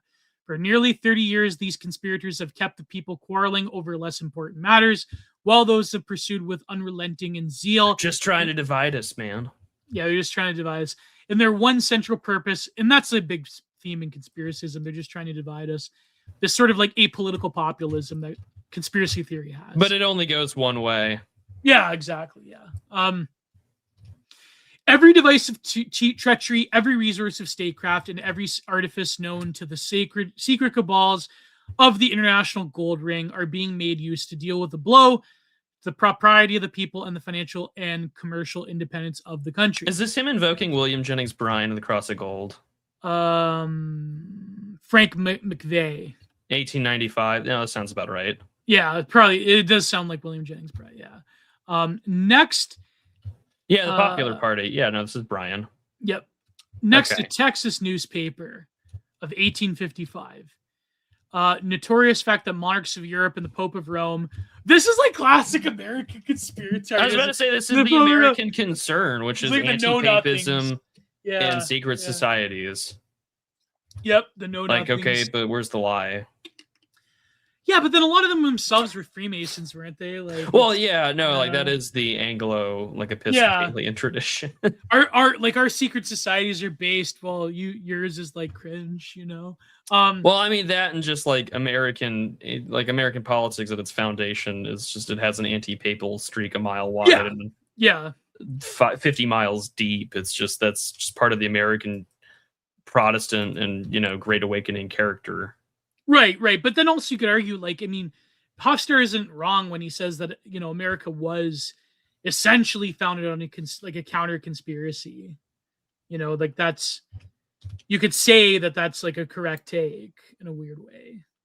It's certainly founded on if again, considering that Hofstadter is like a secular, like Jewish communist, like he's not a believer or anything. Like it would certainly seem to me that like you could argue that Hofstadter is at the very least one who looks at a claim of religious zealots who believe that God has instilled providence upon that nation to like inherit the earth is like, that's as conspiratorial as it gets. These people think that they've got God on their side. Like, that's nuts.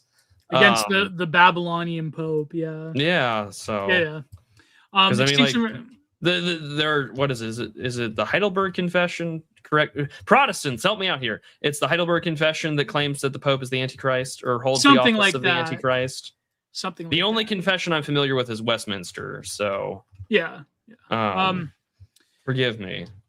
We have the best reasons for believing that corruption has found its way into our executive chamber, and that our executive head is tainted with the infectious venom of Catholicism. The Pope has recently sent his ambassador of state to this country on a secret commission, the effect of which is an extraordinary boldness of the Catholic Church.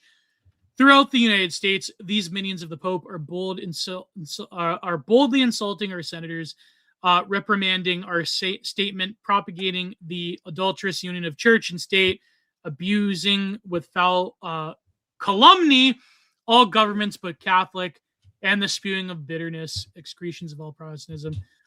Finally, this from a sermon preached in Massachusetts in 1798.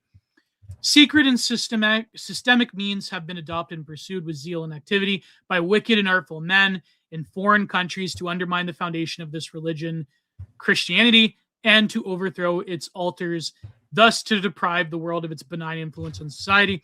These impious conspirators and philosophers have completely affected their purpose in a large portion of Europe, and boast of their means of accomplishing their plans in all parts of Christendom, glory in the certainty of their success, and set opposition at defiance. You can see a lot of this also in later Reformed pastorage in America. Like it's still like this today. After the Second Religious Awakening, The quotations taken from the intervals of half a century give a keynote style of thought in the history of the United States, and one finds, for example, in the anti-Masonic movement, the nativist and anti-Catholic movement, in certain spokespersons for abolitionism who regard the United States as being the grip of slaveholders' conspiracy, in many writings alarmed by Mormonism, in some greenback and populist writers who constructed a great conspiracy of international bankers, in the exposure of munitions makers' conspiracy of the First World War, in the popular left-wing press, in the contemporary American right wing, and on both sides of the race controversy today, among white citizen councils and black Muslims. I do not propose to try to trace the variations of the paranoid style that can be found in all these movements, but will confine myself to a few leading episodes in our past history to which the style emerged in full and archetypal splendor. So he goes into history. Let's move ahead for a little bit.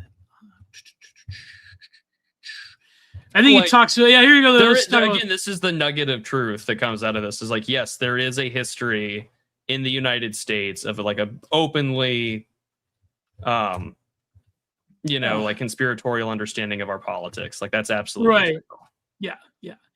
No ifs, ands, or buts about that. Like you're not going to hear me argue that. But also, like that is the nature of politics writ large. It's just that like there's the understanding that political coalitions will gather together and claim that they are being opposed by XYZ group. And I mean, like this is also the consequence of mass politics. Is that like yes, while the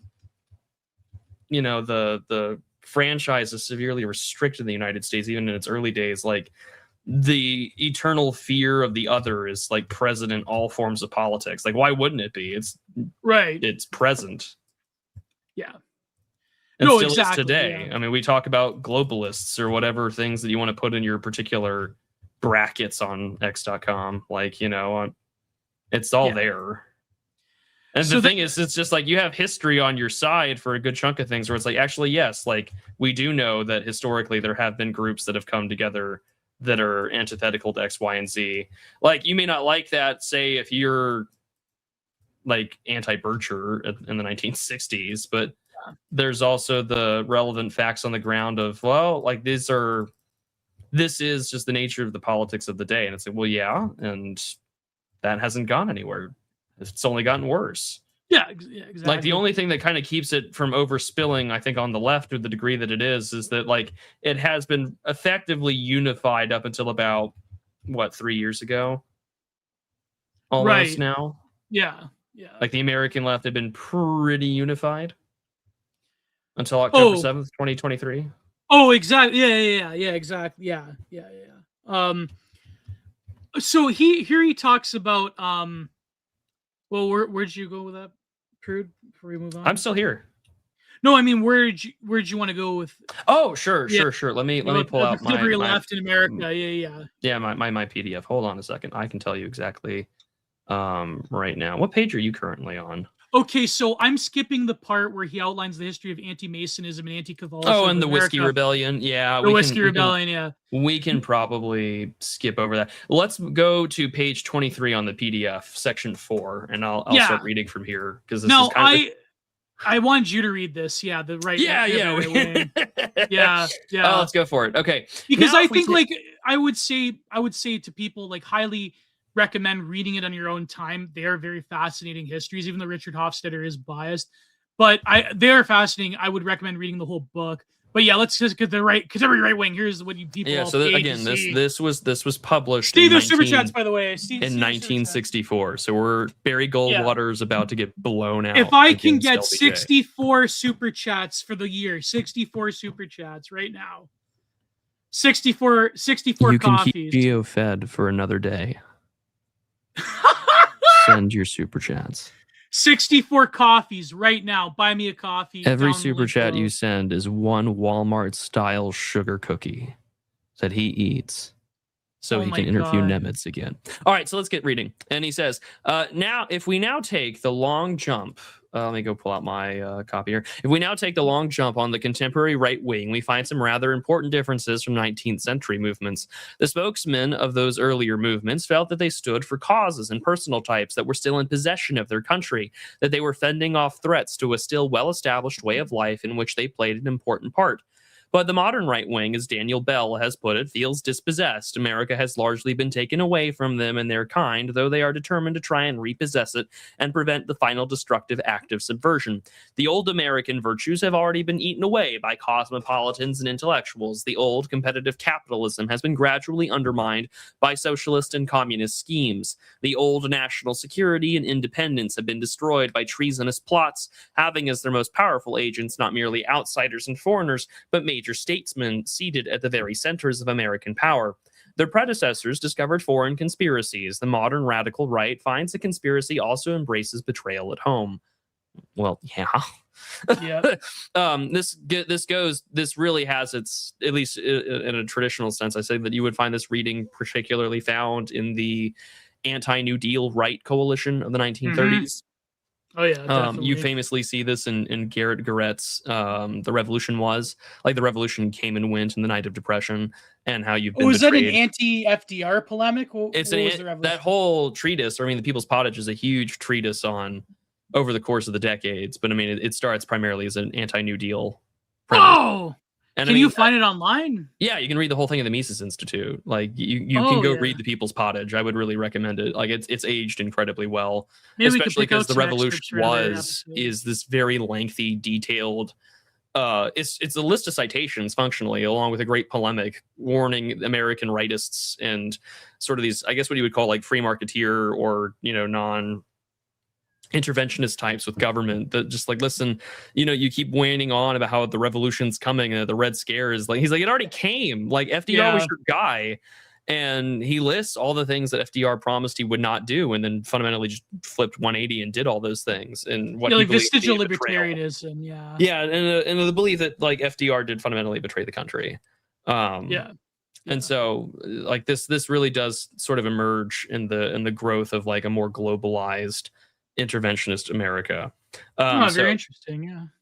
Important changes may be traced to the effects of the mass media. The villains of the modern right are much more vivid than their paranoid predecessors, much better known to the public. Their contemporary literature, part of the paranoid style, is by the same token richer and more circumstantial in personal description and personal invective.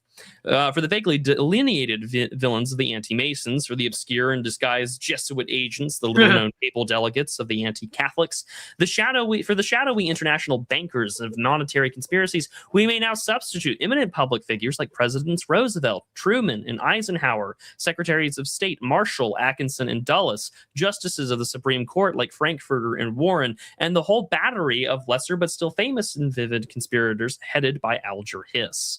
Oh, that was a big name back in the day. Yes, and Alger Hiss did get in trouble. I wonder why.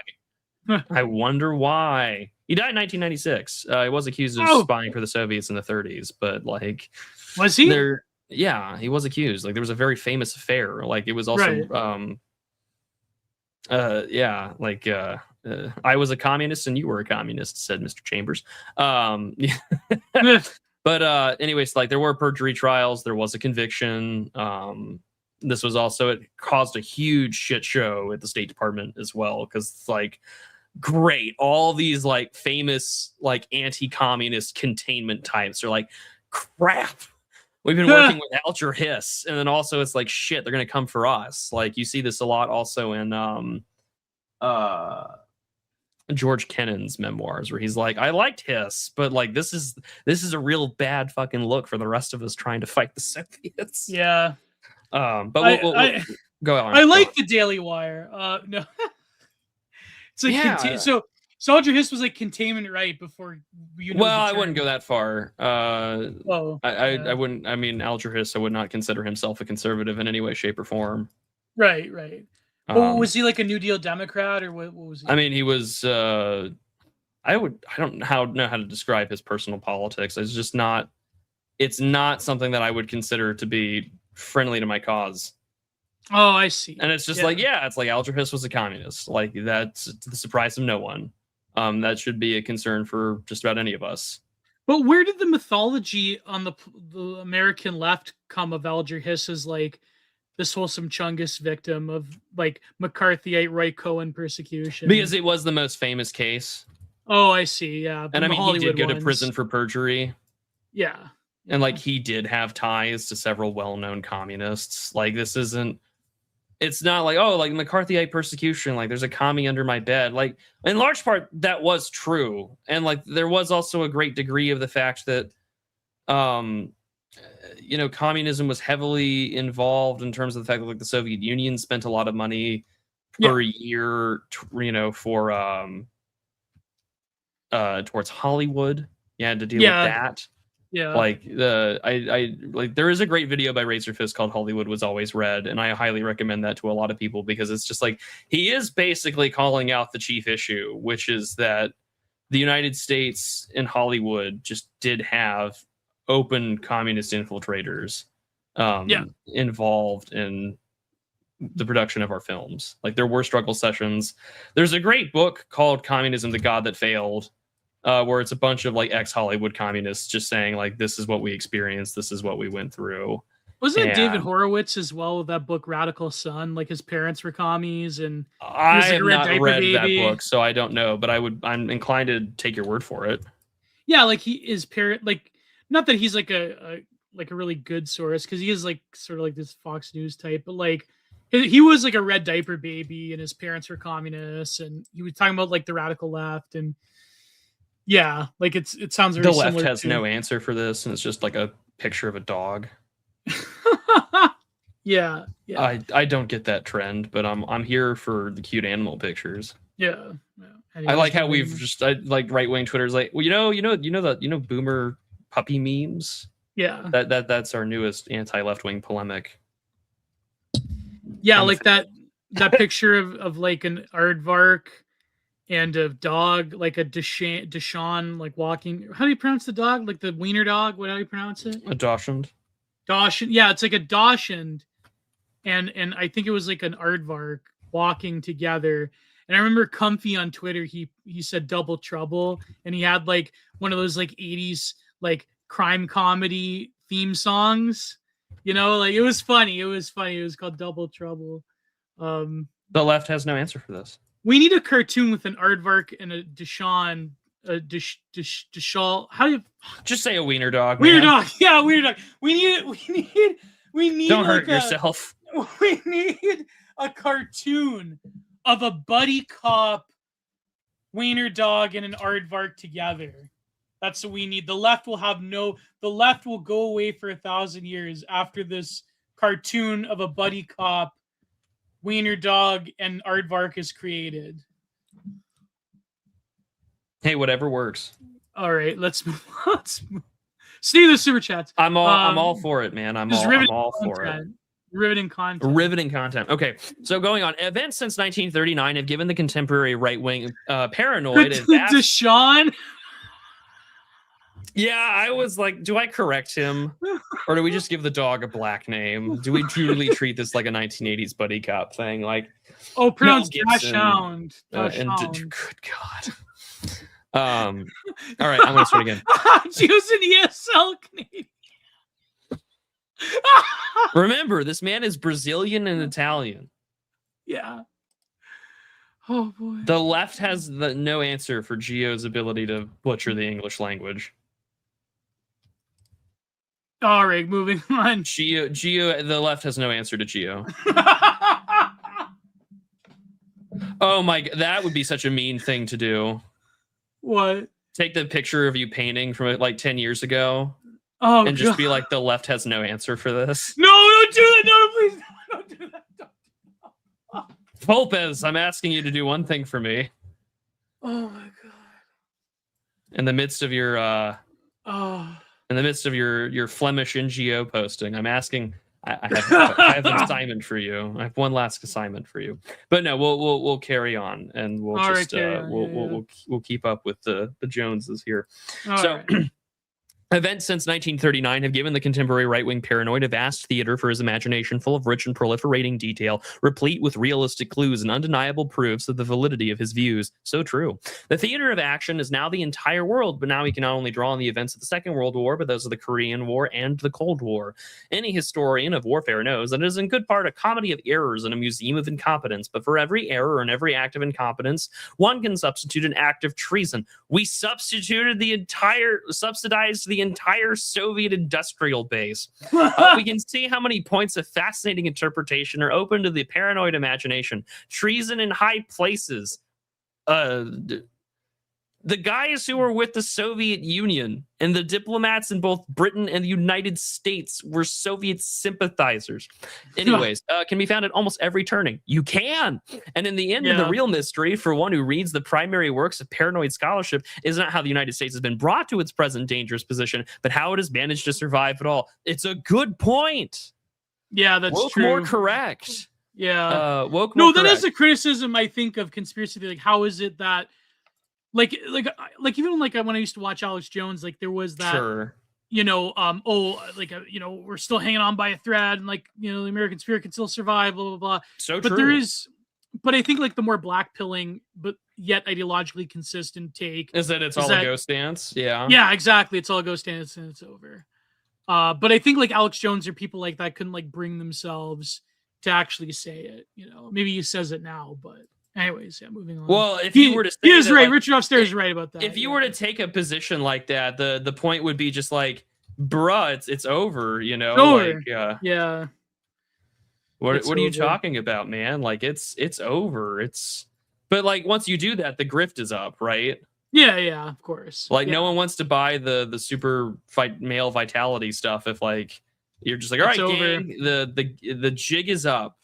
But you know what's funny is that like a lot of like take sellers now, they say the opposite. They say the grift is really in just being a black pillar and saying it's over.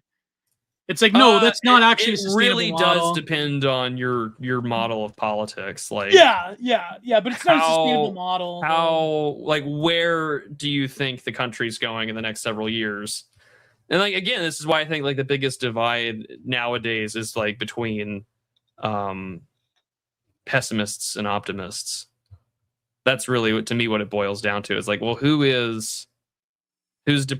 thinks that it's truly over, and who thinks that like the good times are like we're only just beginning, and like it's a respectable position to take, because it's just like this is where I'm like, any serious attempt to like right the ship is going to take. It's not going to happen overnight. You're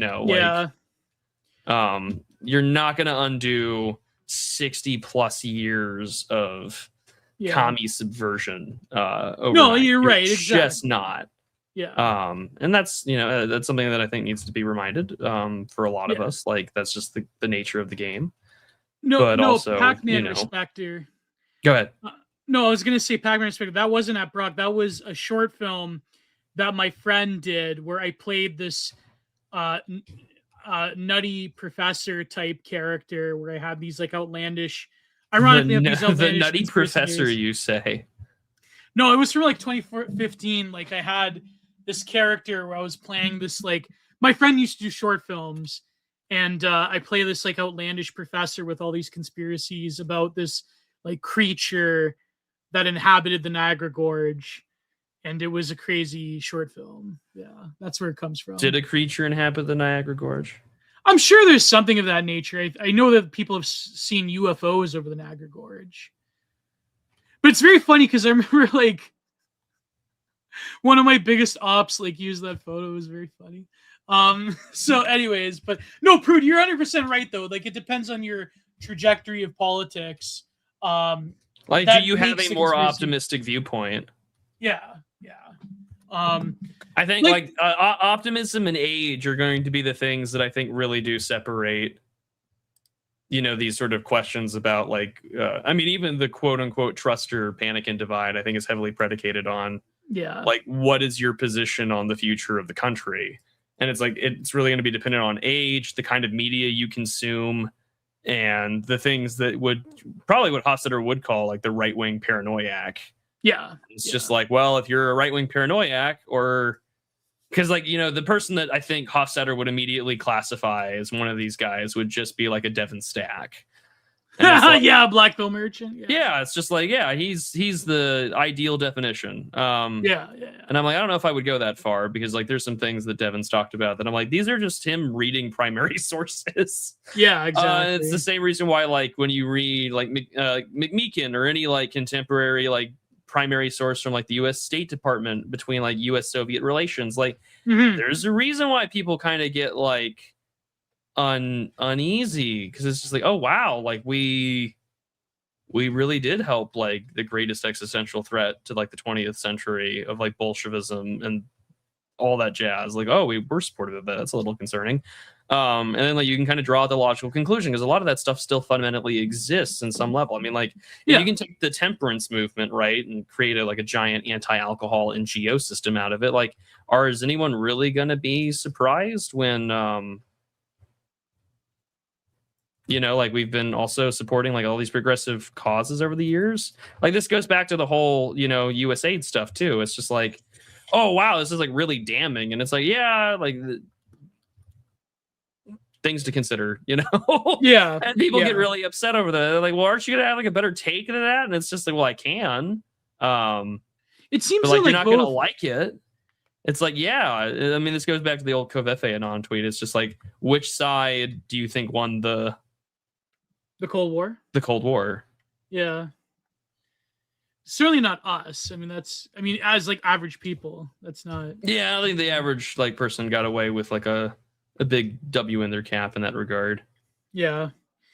Like it really served like that was another thing too about this thread on Tunis Bay Club, Kosovo as the good war.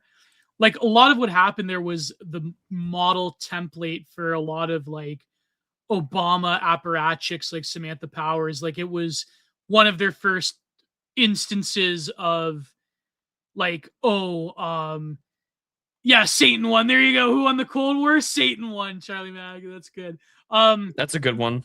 That's a good one. Yeah. Holding on to that one. No, but like all these people like Samantha Powers and Victoria Nuland, they're like, here's the good war, and we're like bombing people for peace, and it's like all of the rhetoric and all of like the sort of ideological infrastructure that was later employed under like mass Obamaism was hard tested in Kosovo, where it's like, let's stop these like backward white people from G-word eyeing each other, and we're gonna like only like gear it towards one way, and the rules-based NATO international order, but like a lib version of it rather than like the neocon, blood for oil version of it is going to prevail. And it's like, it's a very fascinating thread on the Tunis Bay Club. Well, remember, we got feminist foreign policy as the solution to Boko Haram under Samantha Power. Yeah. As opposed to like anti-Muslim. The literature around that is fascinating because all of that stuff just went home. Yeah. Like that kind of policy has been talked about. Like, how do we apply this to like the manosphere and Andrew Tate and countless others? And it's like, that's concerning. Certain thing that happened in January. Oh yeah, that too. In January 6th. Yeah.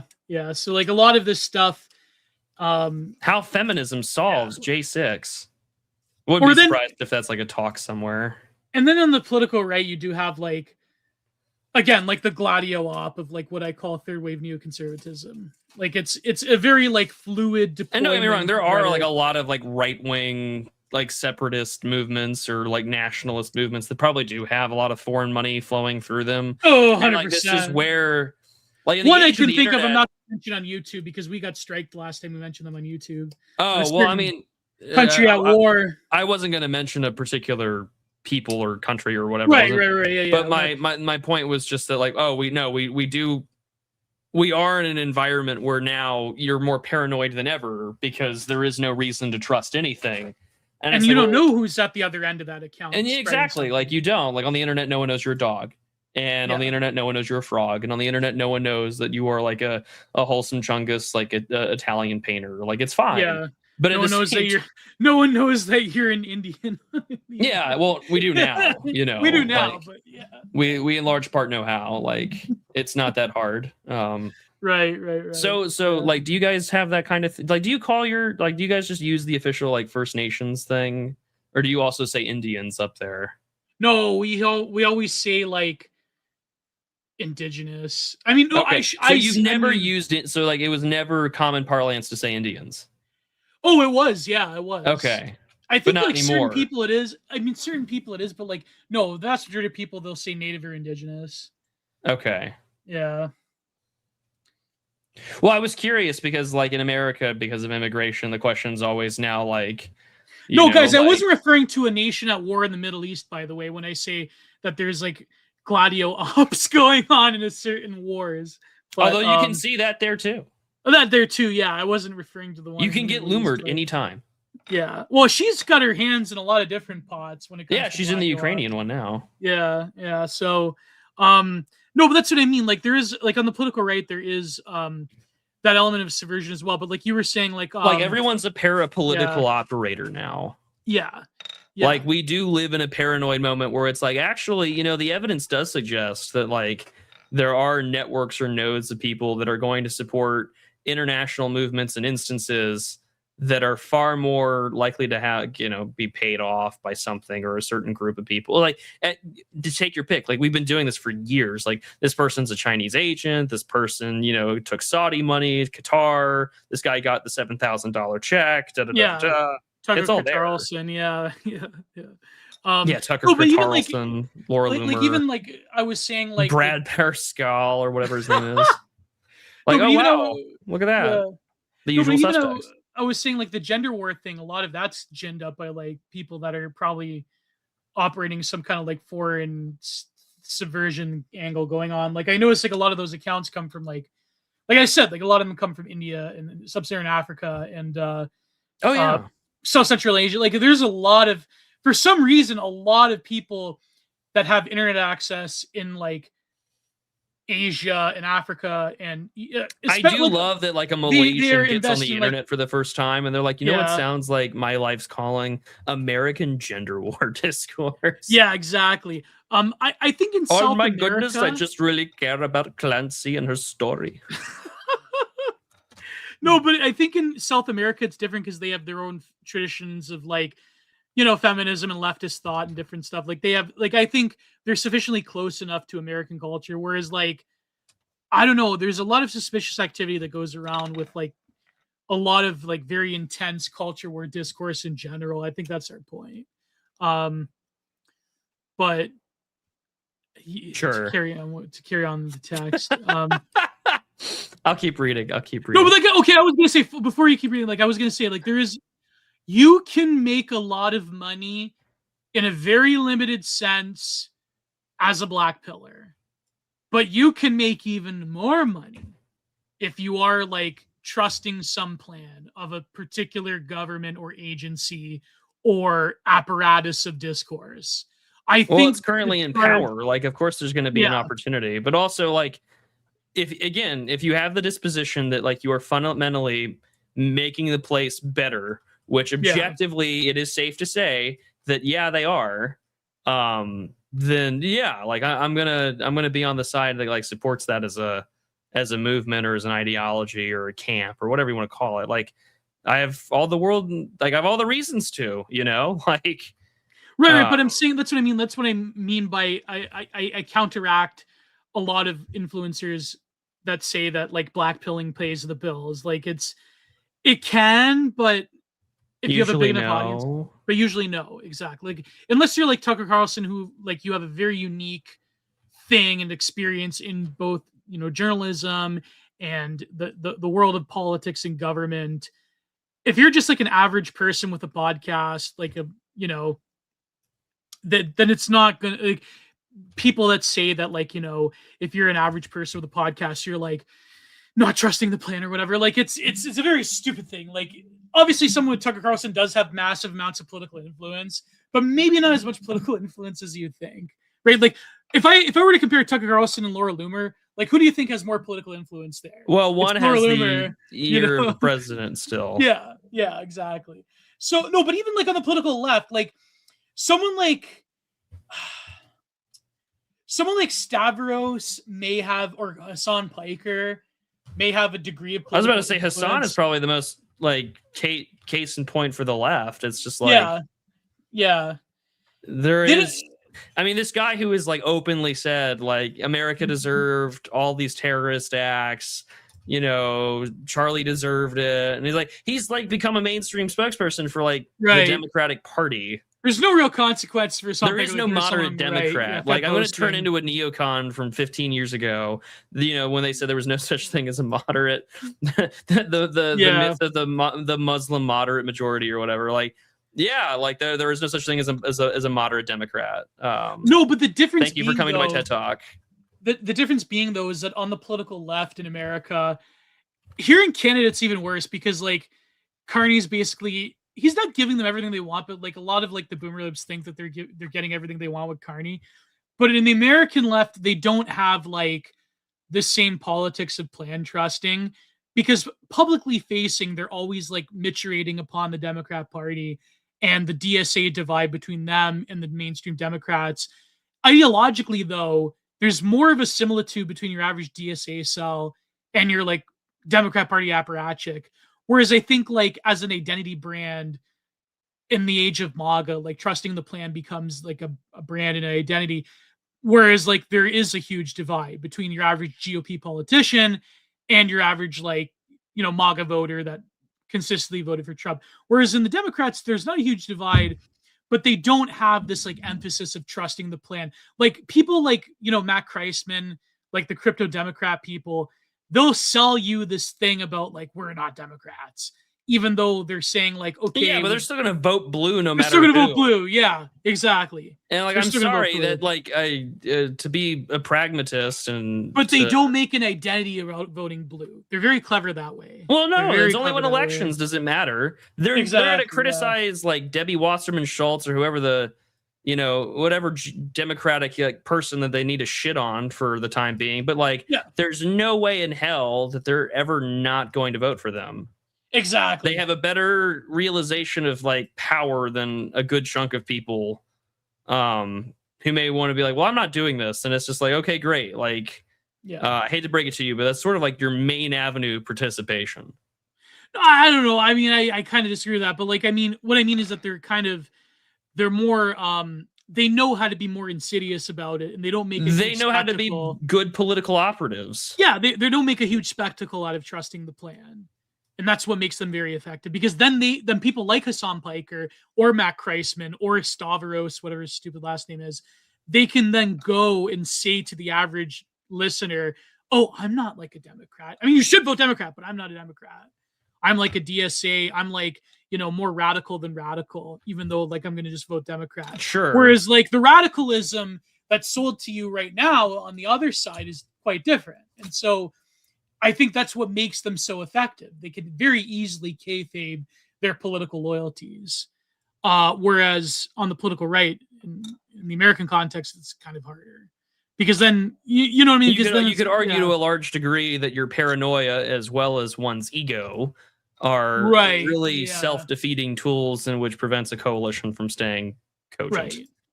But also, they also... God knows we have that problem in the U.S., Yeah, but also they have the benefit of not immediately, like someone like Hassan Piker is like a total Hassan Piker will never be canceled by the left. Exactly, but they're never going to go after him, even though he is a total embarrassment. So even if he like to the point of costing them votes, I don't think it would matter. He's that effective in a weird way. Well, I mean, it's very sad that he's that effective. You can also rely on the fact that like the Michigan race, like I think it was like after the El Sayed guy won, and then all of a sudden it was just like his poll numbers like just dropped right after, and it's just like turns out there is a limit to the crazy, but also like it's still going to be achieved. Like it's the question of like, do you feel as if you have the capability to actually make those paranoid delusions that those people who cling to their guns and religion, like, do you think that you can actually make them come true? And so like, oh, woke one was crazy. And it's like, woke one was just, excuse me. Woke one was just, we really thought we had the shit in the bag. Yeah, exactly. And we didn't. They didn't though. Like and now we're going to have to try a little harder. Yeah. And by the way, if you guys see deleted comments, I don't think YouTube likes that 3-letter Z word, so just heads up. Yeah. I'm sorry, guys. That is not by our choice. Yeah, it's not by our choice. I don't like to delete I'm a comments. freedom of speech extremist. I wouldn't delete it. Yeah, but YouTube the way it is. But keep in mind the game you're playing. Exactly. So just be mindful of it, just as a courteous thing. The YouTube they don't like that. But anyways, So shall I keep reading? Yeah, keep reading. Okay. Yeah. The basic elements of contemporary right-wing thought can be reduced to 3. First, there has now been a familiar, sustained conspiracy running over more than a generation, reaching its climax in Roosevelt's New Deal to undermine free capitalism, bring the economy under the direction of the federal government, and to pave the way for socialism or communism. Details may be open to argument amongst right-wingers, but many of them Frank Chodorov, the author of The Income Tax, The Root of All Evil, that this campaign began with the passage of the Income Tax Amendment in the Constitution in 1913. The second contention is that top government officialdom has been so infiltrated by communists that American policy, at least since the days leading up to Pearl Harbor, has been dominated by sinister men who were shrewdly and consistently selling out American national interests. In part true, but not completely. The final contention is that the country is infused with a network of communist agents, just as the old days it was infiltrated by Jesuit agents, so that the whole apparatus of education, religion, the press, and mass media are engaged in a common effort to paralyze the resistance of loyal Americans. Also part and partial true, but also just the consequence of just like American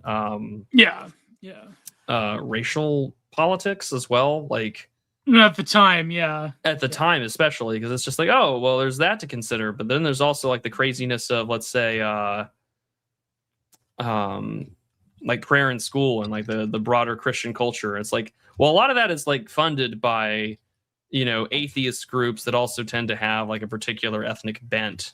What was her name? Madeline O'Hare? Madeline O'Hare? I think it was Madeline O'Hare. Yeah. The one who got kidnapped and I think killed. The American Atheist Association person, Yeah. She was a big. I remember she would go on like a firing line and stuff like that. She's got a very famous episode on firing line, if memory serves, or someone in her organization. Yeah. Did you read the detailed modern right-wing cases or beyond? Yeah. So the details of the modern right-wing case are beyond the scope of any brief discussion. Perhaps the most representative document is of its McCarthyist phase. It was a long indictment of Secretary of State George C. Marshall, delivered in the Senate on June 14th, 1951 by Senator McCarthy, and later published in somewhat different as America's Retreat from Victory, the story of George Catlett Marshall. McCarthy pictured Marshall as the focal figure in a betrayal of American interests stretching in time from the strategic plans for the Second World War to the formulation of the Marshall Plan. Marshall was associated with practically every American failure to defeat, McCarthy insisted, and none of this was due to either accident or incompetence. There was a baffling pattern of Marshall's interventions in the war. His decisions always maintained great stubbornness and skill, always and invariably served the world policy of the Kremlin. Under his guidance, there was conducted at the end of the war what appeared to be a planned loss of the peace. Marshall's report on his mission to China cannot be understood as the product of incompetence, but appears persuasive and brilliant when read as a propaganda document on behalf of other interests of another country and another civilization. Marshall and Atkinson were intent on delivering China to Russia. The Marshall Plan was an evil hoax on generosity, goodwill, and the carelessness of the American people. And above all, the sharp decline in America's relative strength in 1945 to 1951 did not just happen. It was brought about step by step by will and intention. The consequence is not a mistake, but of treasonous conspiracy. Quote, a conspiracy on a scale so immense as to dwarf any previous such venture in the history of man, end quote. The ultimate aim of this conspiracy was that we shall be contained and frustrated and finally fall victim to Soviet intrigue from within Russian military might from within and Russian military might from without. Well, it's funny, like Birchers were kind of but also it's not as straightforward as that. But also, no, it wasn't. Yeah. We have the hindsight to also make that, to discuss that more in detail. Where at the time you're working with, limited information.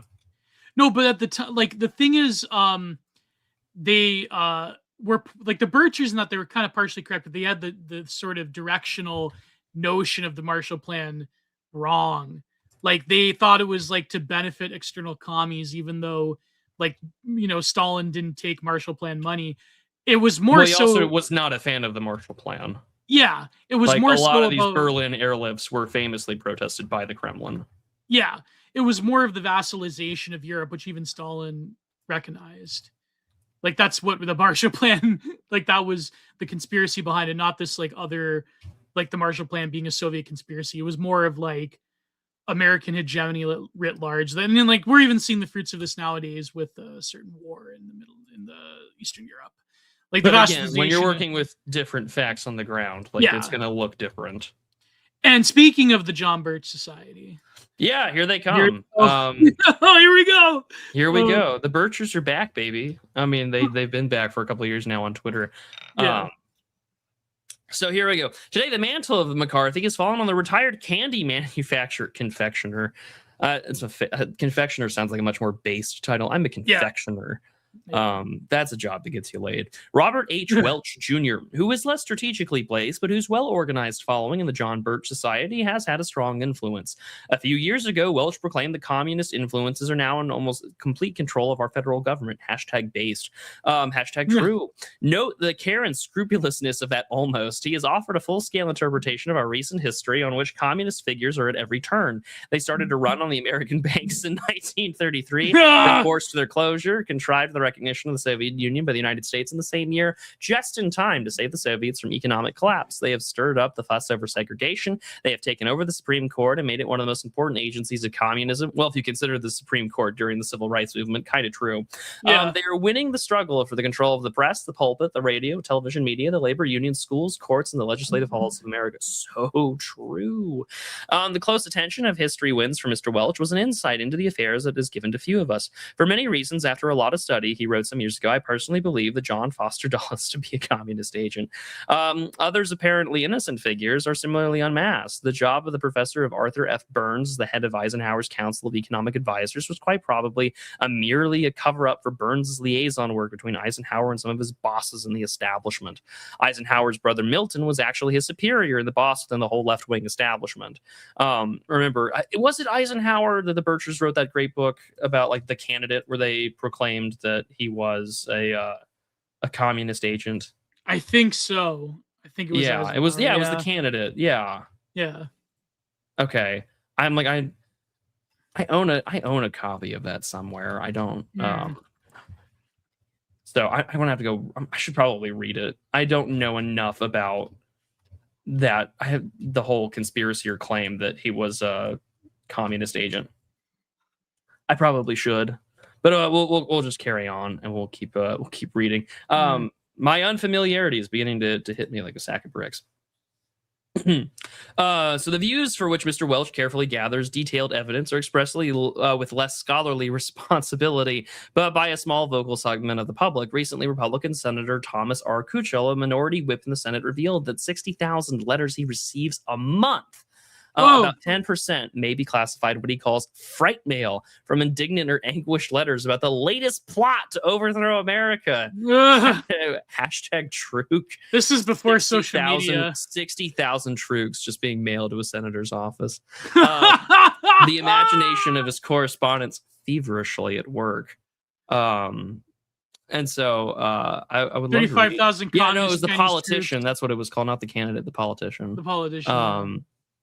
Yeah, some of the more memorable plots come to mind include these: 35,000 communist Chinese troops bearing arms and wearing deceptively dyed powder blue uniforms are poised at the Mexican border about to invade San Diego.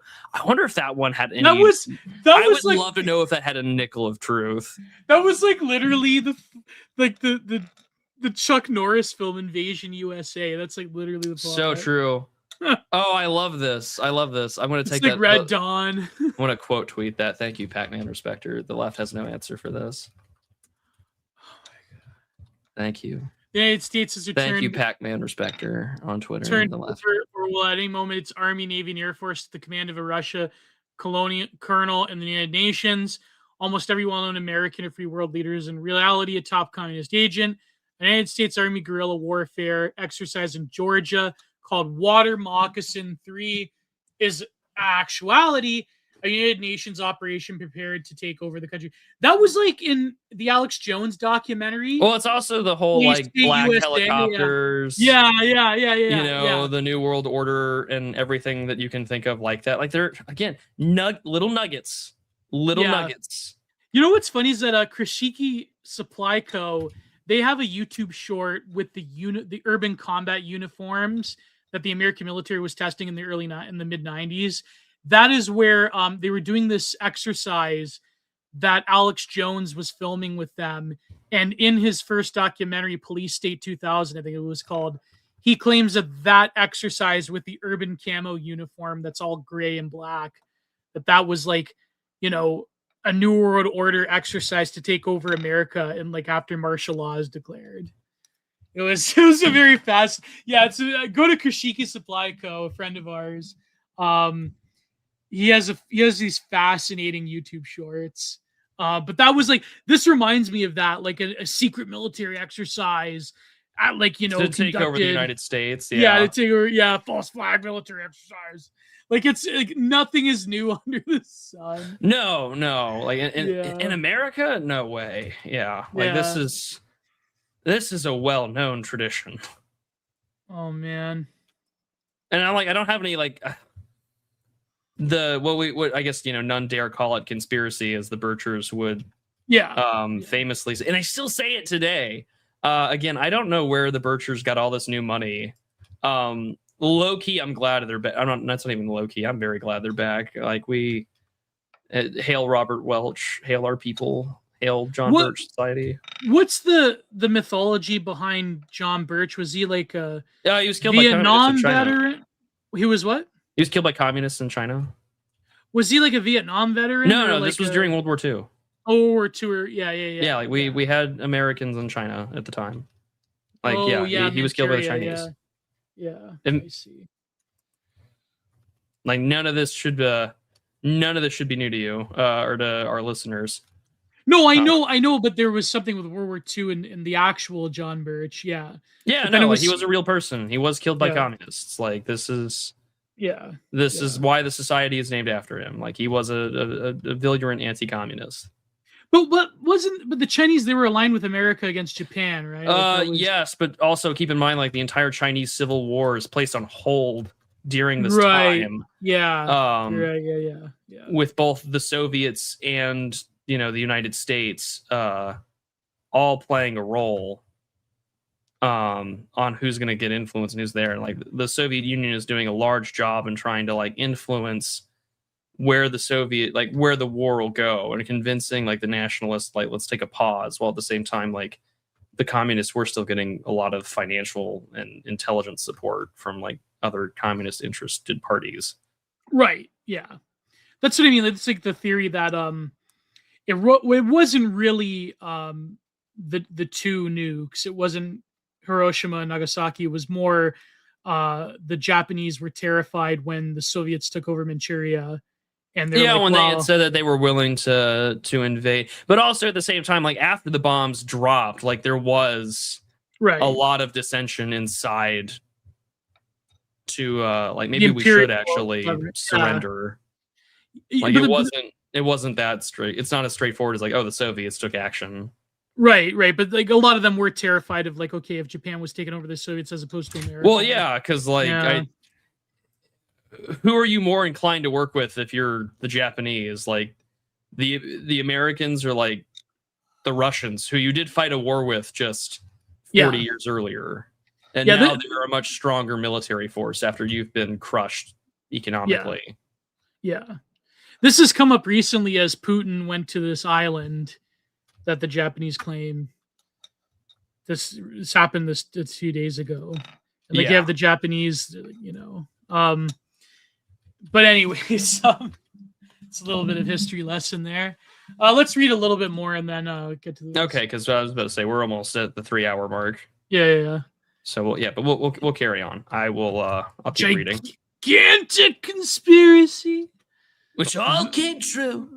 Remember Hillary Clinton vast right-wing conspiracy? That was great. Her saying, like, it's a vast right-wing conspiracy that, like, my husband was like, okay, whatever you say. Mena, Arkansas, Gary Webb, Dark Alliance. Don't you dare look up that Clinton kill count.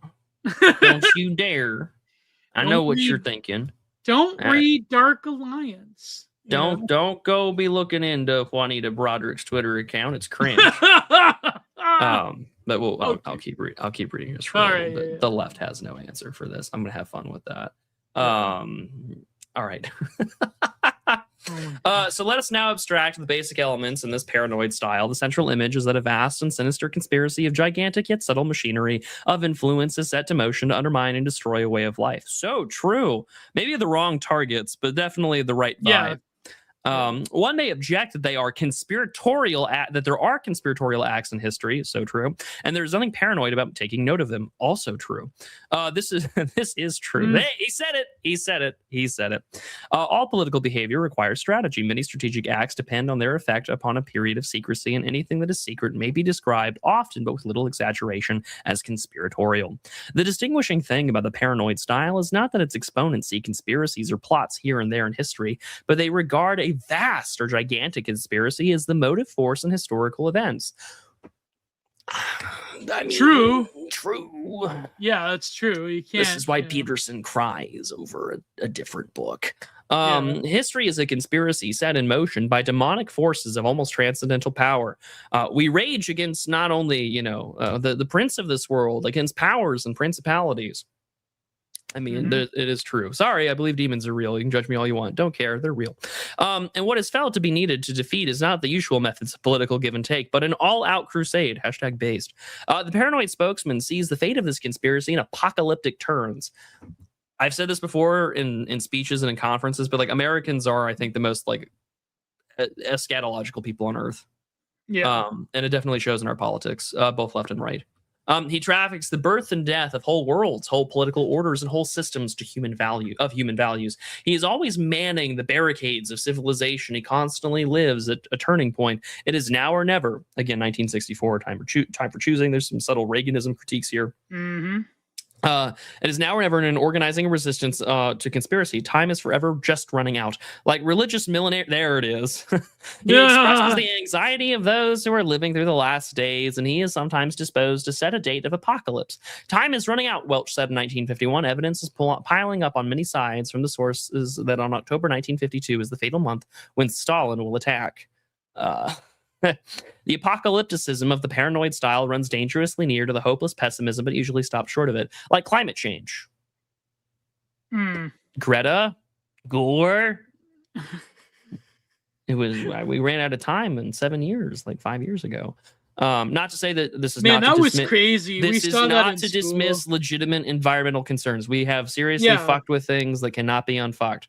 However, the millenarian eschatological style of left-wing politics when it comes to the environment is the surest sign that like most environmentalism is like this weird American like kiliastic slob.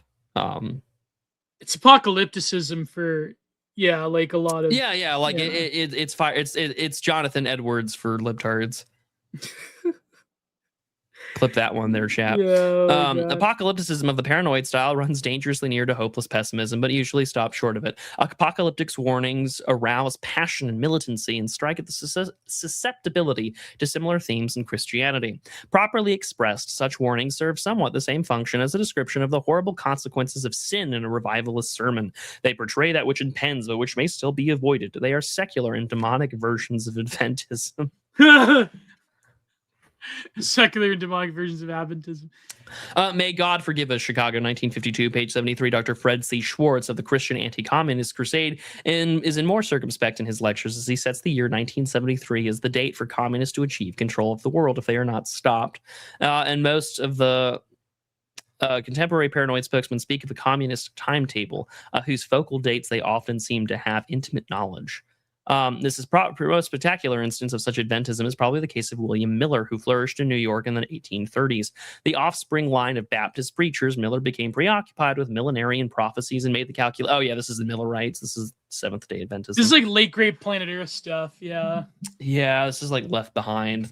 Yeah, Left Behind. Yeah. Man, I read those. Like, so I did not grow up going to church, and so anytime I would visit my grandmother back in the States, my grandmother is a lovely Southern Baptist woman, and I love her to death. I truly do. And it's sometimes very entertaining because like when I told her that like I was getting back, like that I was looking for God, she was like over the moon excited. And after I had been received into the Orthodox Church, she was just like, oh, like, okay, I'm so glad that my like grandson found Jesus. I'm very curious to know what like they believe in. And so I took her to a Vespers service, and I thought like this is the most inoffensive thing I could take her to, right? Like it's not bad. I literally drove to go pick her up. She's like 85 years old. I drove and picked her up, and then I drove her to the church. We had the Vespers is anywhere from 50 minutes to 45, depending on how quick you go about it. And I was like, well, there you go, Grandma. Like, there's all my friends. There's my priest. Da, da, da, da. And I was like, oh, do you have any questions? And she goes, Matt, there was a lot I liked, and there's a lot I have questions with. And then she didn't say a whole word for the rest of the 40-minute drive back to her house. And I was like, oh, boy. No. And then my mother, about a week and a half later, goes out to lunch with her. And my mom calls, and she's like, your grandmother thinks you're going to hell. And I was like, well, that doesn't really surprise me. She's since gotten to know things a little bit better, and she doesn't think that way anymore. But that was a very fun little personal story in the world of religion in my family, household, and life. Do you want to keep reading for a little bit more? Is there anything that you want to add to here? Members of the I'm members of the avant-garde who is capable of perceiving the conspiracy. The avant-garde. That sounds familiar. Before this is an avant-garde artistic movement, man. It's the creatives that will take over the right. Was that me or Richard Spencer who said that about the online right? I have chat. I want you all to pause. We're about to play a very important game called Geo or Dickie Spence. All right, press 1 in the chat if you think Richard Spencer said that circa 2018. Press 1 if you think it's Dickie Spencer. Press 1 if it's our favorite Depeche Mode cover artist. Press 2 if you think it was Giant Geo. All right, we're letting the chat ring in. I think I may have said it on a bench about the Russell show. You know who said that? You know who said that? Who? John Robert Dunn? Garza. Really? He talked about the avant-garde. Oh man, but the right wing specifically? Yeah, like a whole bit on futurism and Marinetti. Oh yeah. Does everyone forget that we had like a nice little Marinetti phase like 2.5 years ago? Yeah. Okay. I remember that. All right, I just thought that was important. I plead the fifth. Teal Bucks to Chardon. Teal Bucks to Chardon. I plead the fifth. Let's just read a little bit more. The conspiracy before it fully the avant-garde knows the conspiracy before it's fully obvious to and yet unaroused public. The paranoid is a militant leader. He does not see social conflict as something to be mediated and compromised in the manner of the working politician.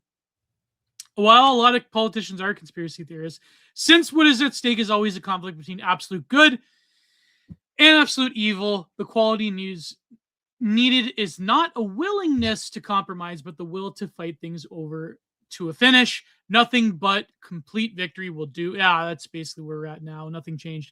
Since the enemy is thought of as being totally evil and totally unappeasable, he must be totally eliminated. If not from this world, at least from the theater of operations to which the paranoid directs his attention. This demand for unqualified victories leads to the formulation of hopelessly demanding and unrealistic goals. What a truc. What a truc about like fringe-o political groups always like shit testing each other in like a shark womb effect to swim out to the mainstream. And since these goals are not even remotely attainable, failure constantly heightens the paranoid's frustration.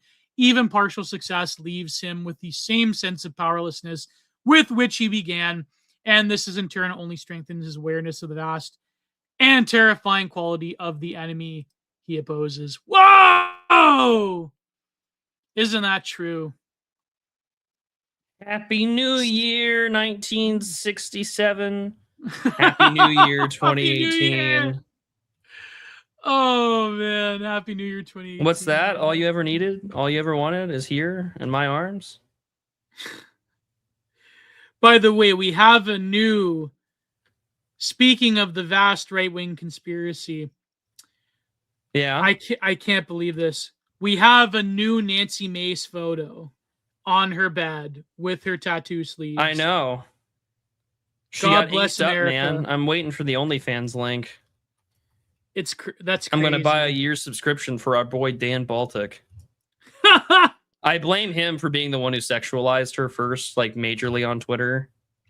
What's this phrase that she has in her arm? Mrs. Dalloway said she would buy the flowers herself. What's that mean? I have no clue.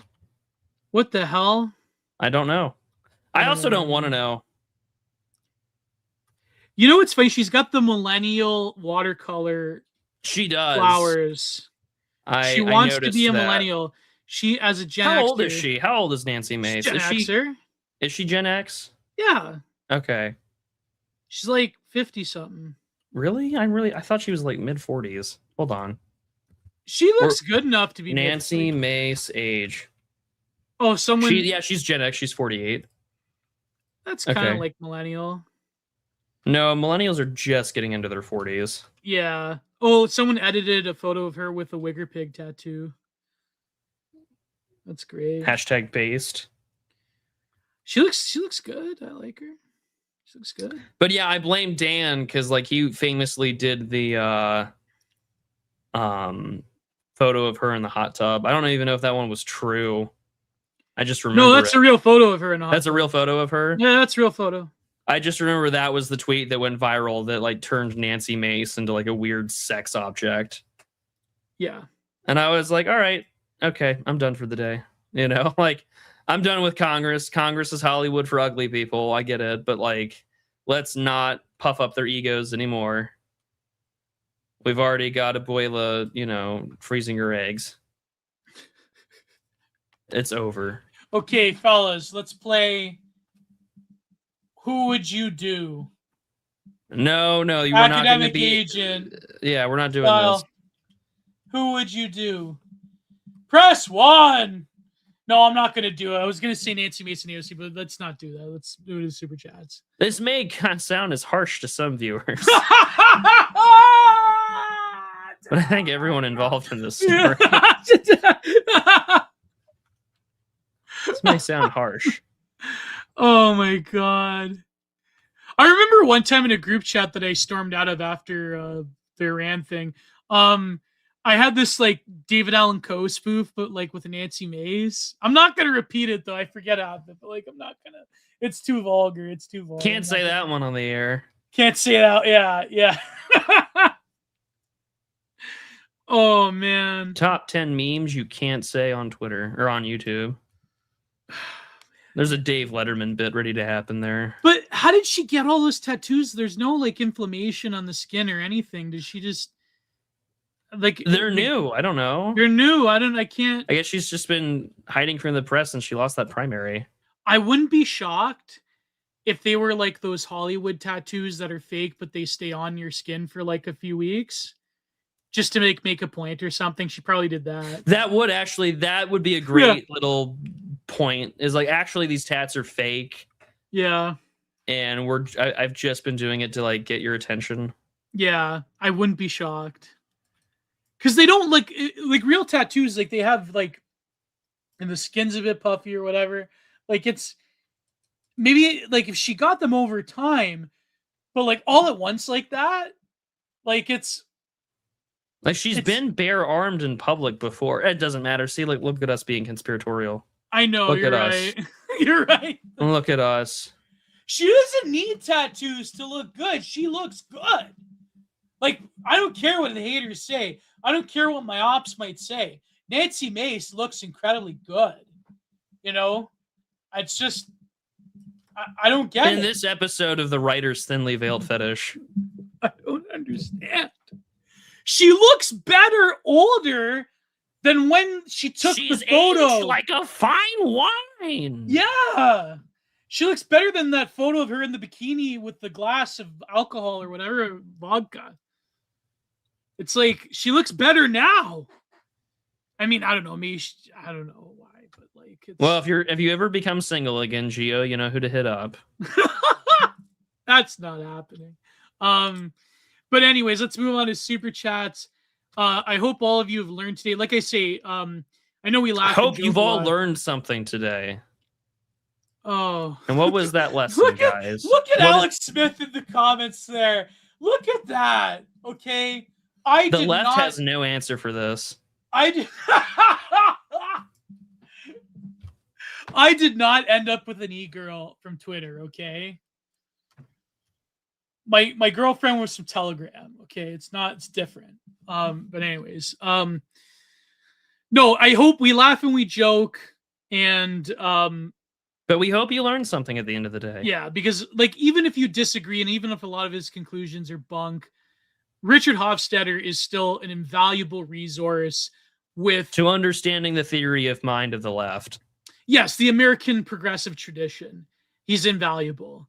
And of course, unlike a lot of leftoids nowadays, there is an incredible mind there. I mean, he is one of the greats for obvious reasons, even if you might disagree with him. So that's why I think it's worthy of reading things like Hofstadter's Paranoid Style. Because, and it's not that what he says is it's not 100% being particularly controversial either. No, it's a very valid, warranted style of approach to analyzing on a deeper level American ideological formation, and not just American, but also in the Western world in general. Because as American culture becomes global culture, you see this everywhere else.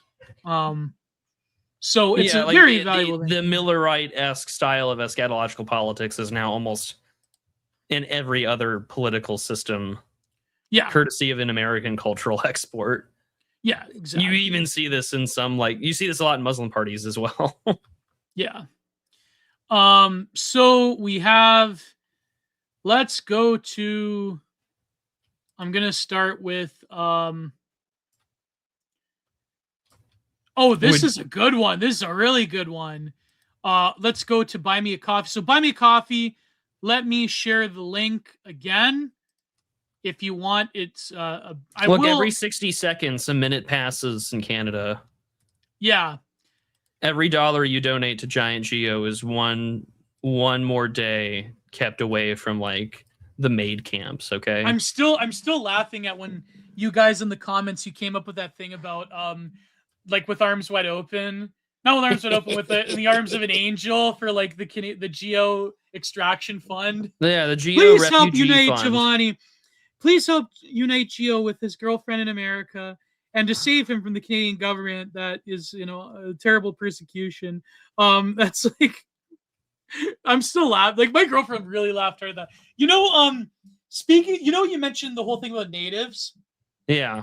I have one digression because we have a lot of good super chats. We have a few of them, but I know you guys got slammed this week because Prude was on Friday and I was on tonight. But I blew my girlfriend's mind because so my girlfriend was born and raised in California, in Los Angeles, right? So Okay.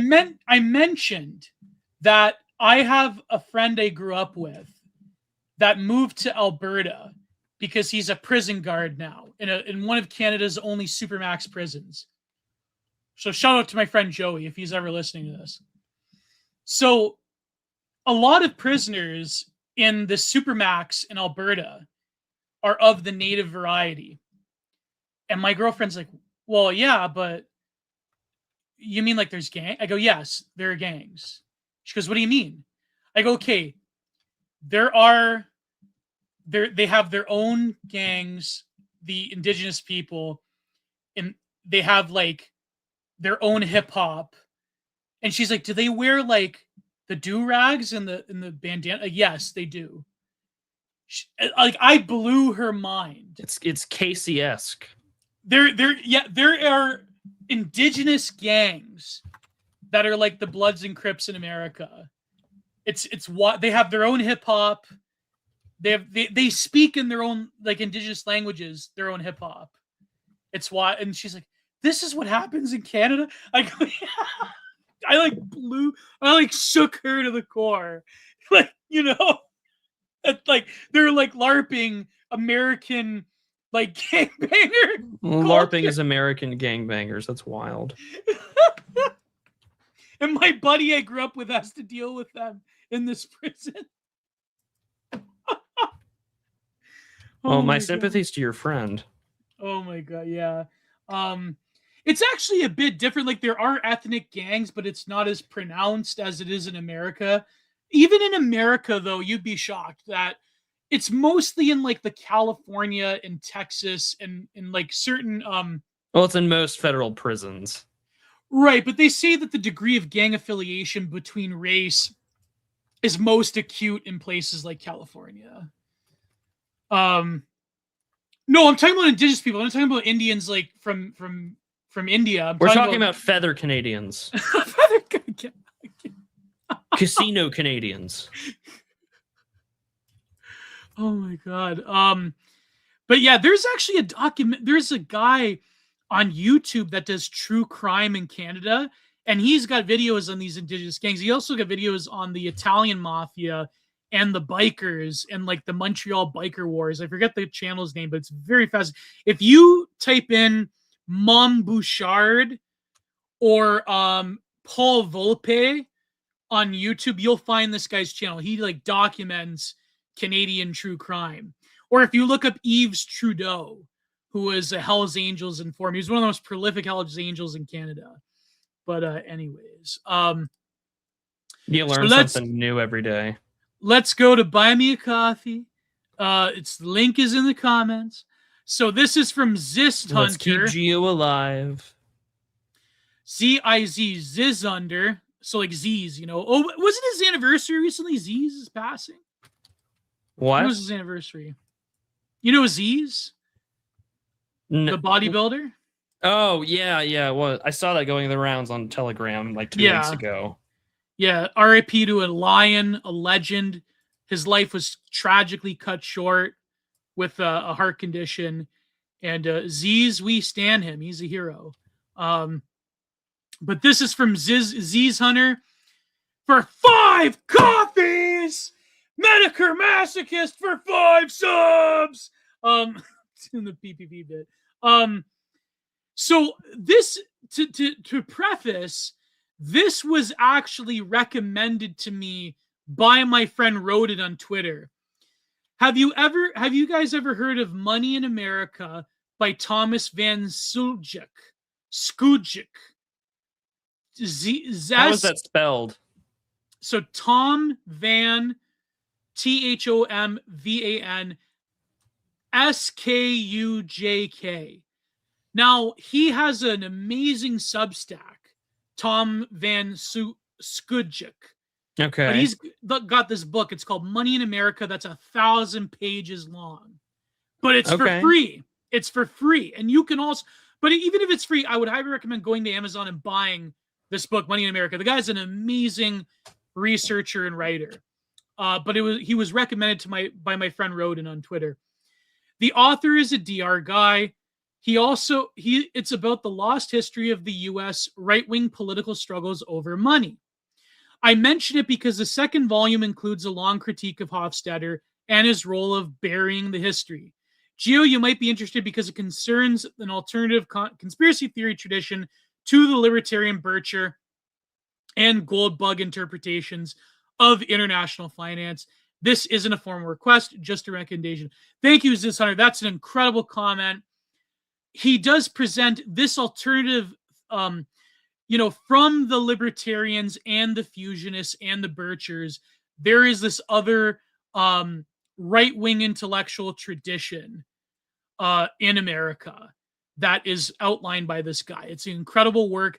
I would also say the writings, even though the guy was a crank, he talked about human robots, the theories of Dr. Peter Beater, is all, and his lectures are all on YouTube. He composed these, what he called audio letters during the 70s and 80s. They also outline a very, very interesting theory of the Cold War and the different factions during the Cold War. But this book by Tom Van Scoojek is incredible. I'm in the process actually of reading the Substack he wrote that Rodin sent to me on the American political tradition. But I'll thank have to you. Go give it a gander. Oh yeah, you'd love it, Prude. It's right up your alley. Well then, send me a link and I'll give it a read. Yep, I'll send you a link. Thanks. So Charlie Mackey for 14 coffees, very generous, which is $70.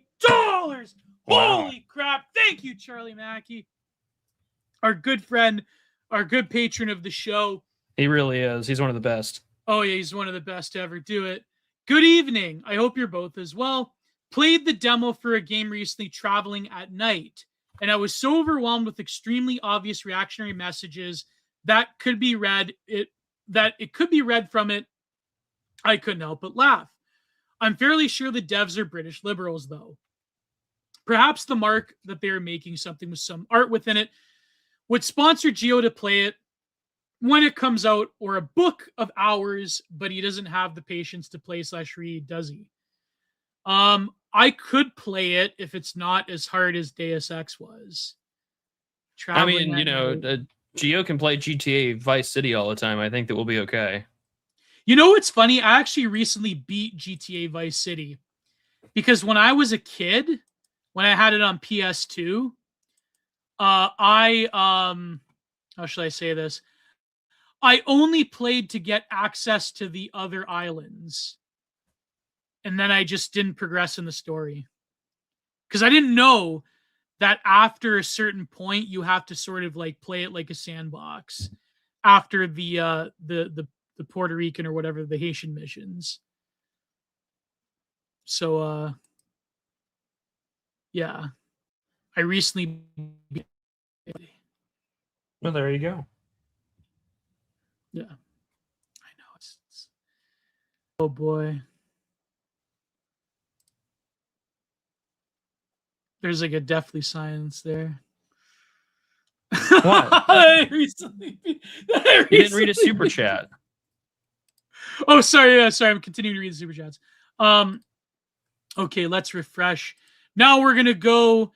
If there isn't Buy Me Coffees, we're going to go to the. Let me just queue it up. I don't know because if my StreamYard doesn't show them to me, the YouTube Creator Studio. Where is it? All right. Sneed the super chats. Send your money. Do it now. He's not getting any younger, folks. All right. Oh God. If you send him enough money, he could buy a small black dog called Deshaun. Since he can't pronounce a dog, that's fine. We understand. A dog toxin? There you go. All right, let's. All right. You're doing the Where Lord's is work, it? Gio. You're doing great. You're doing great. Oh God. You're doing great. All right. First of all, Randall Shirker for $10. Gonna have to catch the VOD, but Samuel DeCanio's 2011 paper, Populism, Paranoia, and the Politics of Free Silver, is a good paper in regards to Hofstadter's seething about conspiracies. So that is Populism, I'm Paranoia, down and the to Politics of read. Free Silver. That's great. I'm going to look that up. Yeah, I'm going to go. I'm reading that paper later. Then Randall Shirker for $5. Reason being that Hofstadter really hated populism. And the paper came out with receipts that the populists were right about conspiracy against him. Well, yeah, obviously. I mean, this is, Yeah, you'll find out, Randall, in the VOD. We're like, #true. Then Sam153 for $15. Our good friend Sam153. Thank you, my friend. Sneed, been a hot minute for DA. Cheers. Thank you, Sam153. Yeah, we're back, buddy. And our good friend Frederick Silverstein for 100 kroner says a certain vent with glass, I can't say on YouTube, one was crazy. I do not endorse, I disavow. But thank you for that. Even if we can't read that on YouTube. And RD for €5, which is like almost 10 Canadian dollars at this point. RD, the paranoid style is cool and all, but are you familiar with the smug style of American liberalism? Trying to send an archived link, but no luck. Is that a real thing? Did you say the smut style? The smug style. Oh, smug style.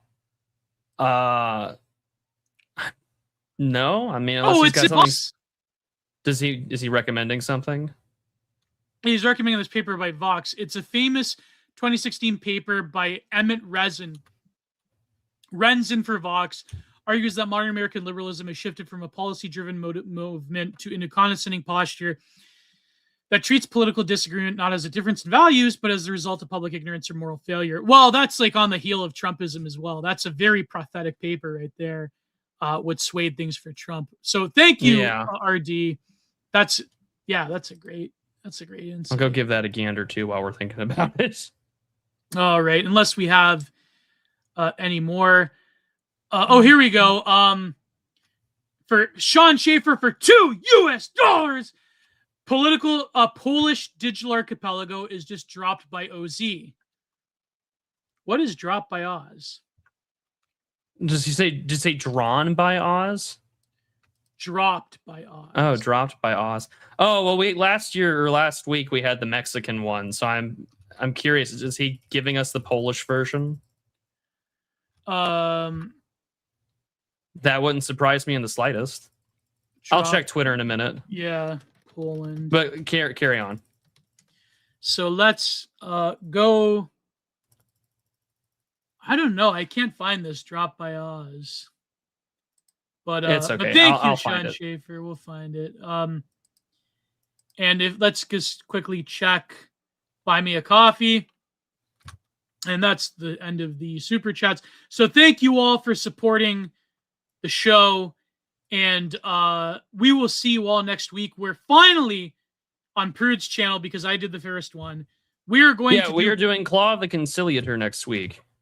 We're going to finally do Claw of the Conciliator. So we're getting to our paid reviews.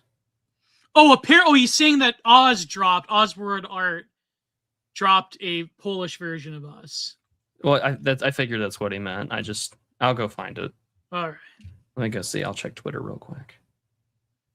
Oswald Art. Yeah, it says featuring Giant Geo as Geo Pierogi and Mr. Prukowski. Oh my! I can't believe that is pretty good actually. Can you share, Prude? Yeah, I'll send you the link and we can. I'll just share screen. Yeah, I can't believe Polish DA dropped before GTA 6. Share screen.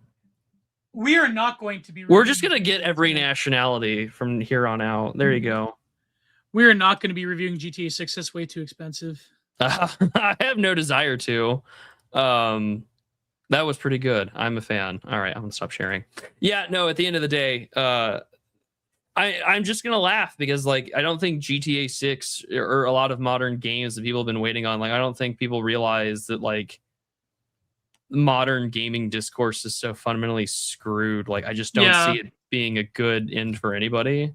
It's designed for unless you're deliberately leaning into it, right? I could see Rockstar deliberately going into it, saying we're gonna play up all of the culture war discourse crap.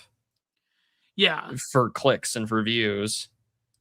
And then for the 20 people that do, well, it is the most anticipated game of the year. So it's just for the thousands of people who do play it, it's going to be nuanced discourse forever. It's actually, Chud, it's not as bad as you think. Turns out we didn't kill anyone, the likeness of so-and-so. And it's okay. I'm looking forward to whatever the shit show is. I'm looking forward to gaming discourse shitting itself. It'll be fun. It's I don't know. Are they going to bring back Tommy Vercetti as an old man? I don't know. There's rumors that they're going to do it, but Ray Liotta has unfortunately passed away. We'll see what happens. I'm not really holding my breath. I'm not holding my breath for anything in that game. All right, so we'll see you all next week, next Monday, or next Friday or Monday. Yeah, next Monday. All right. We'll see y'all in a week. And we love you all. As we always say, God bless. Goodbye. Too sweet. See you, gents.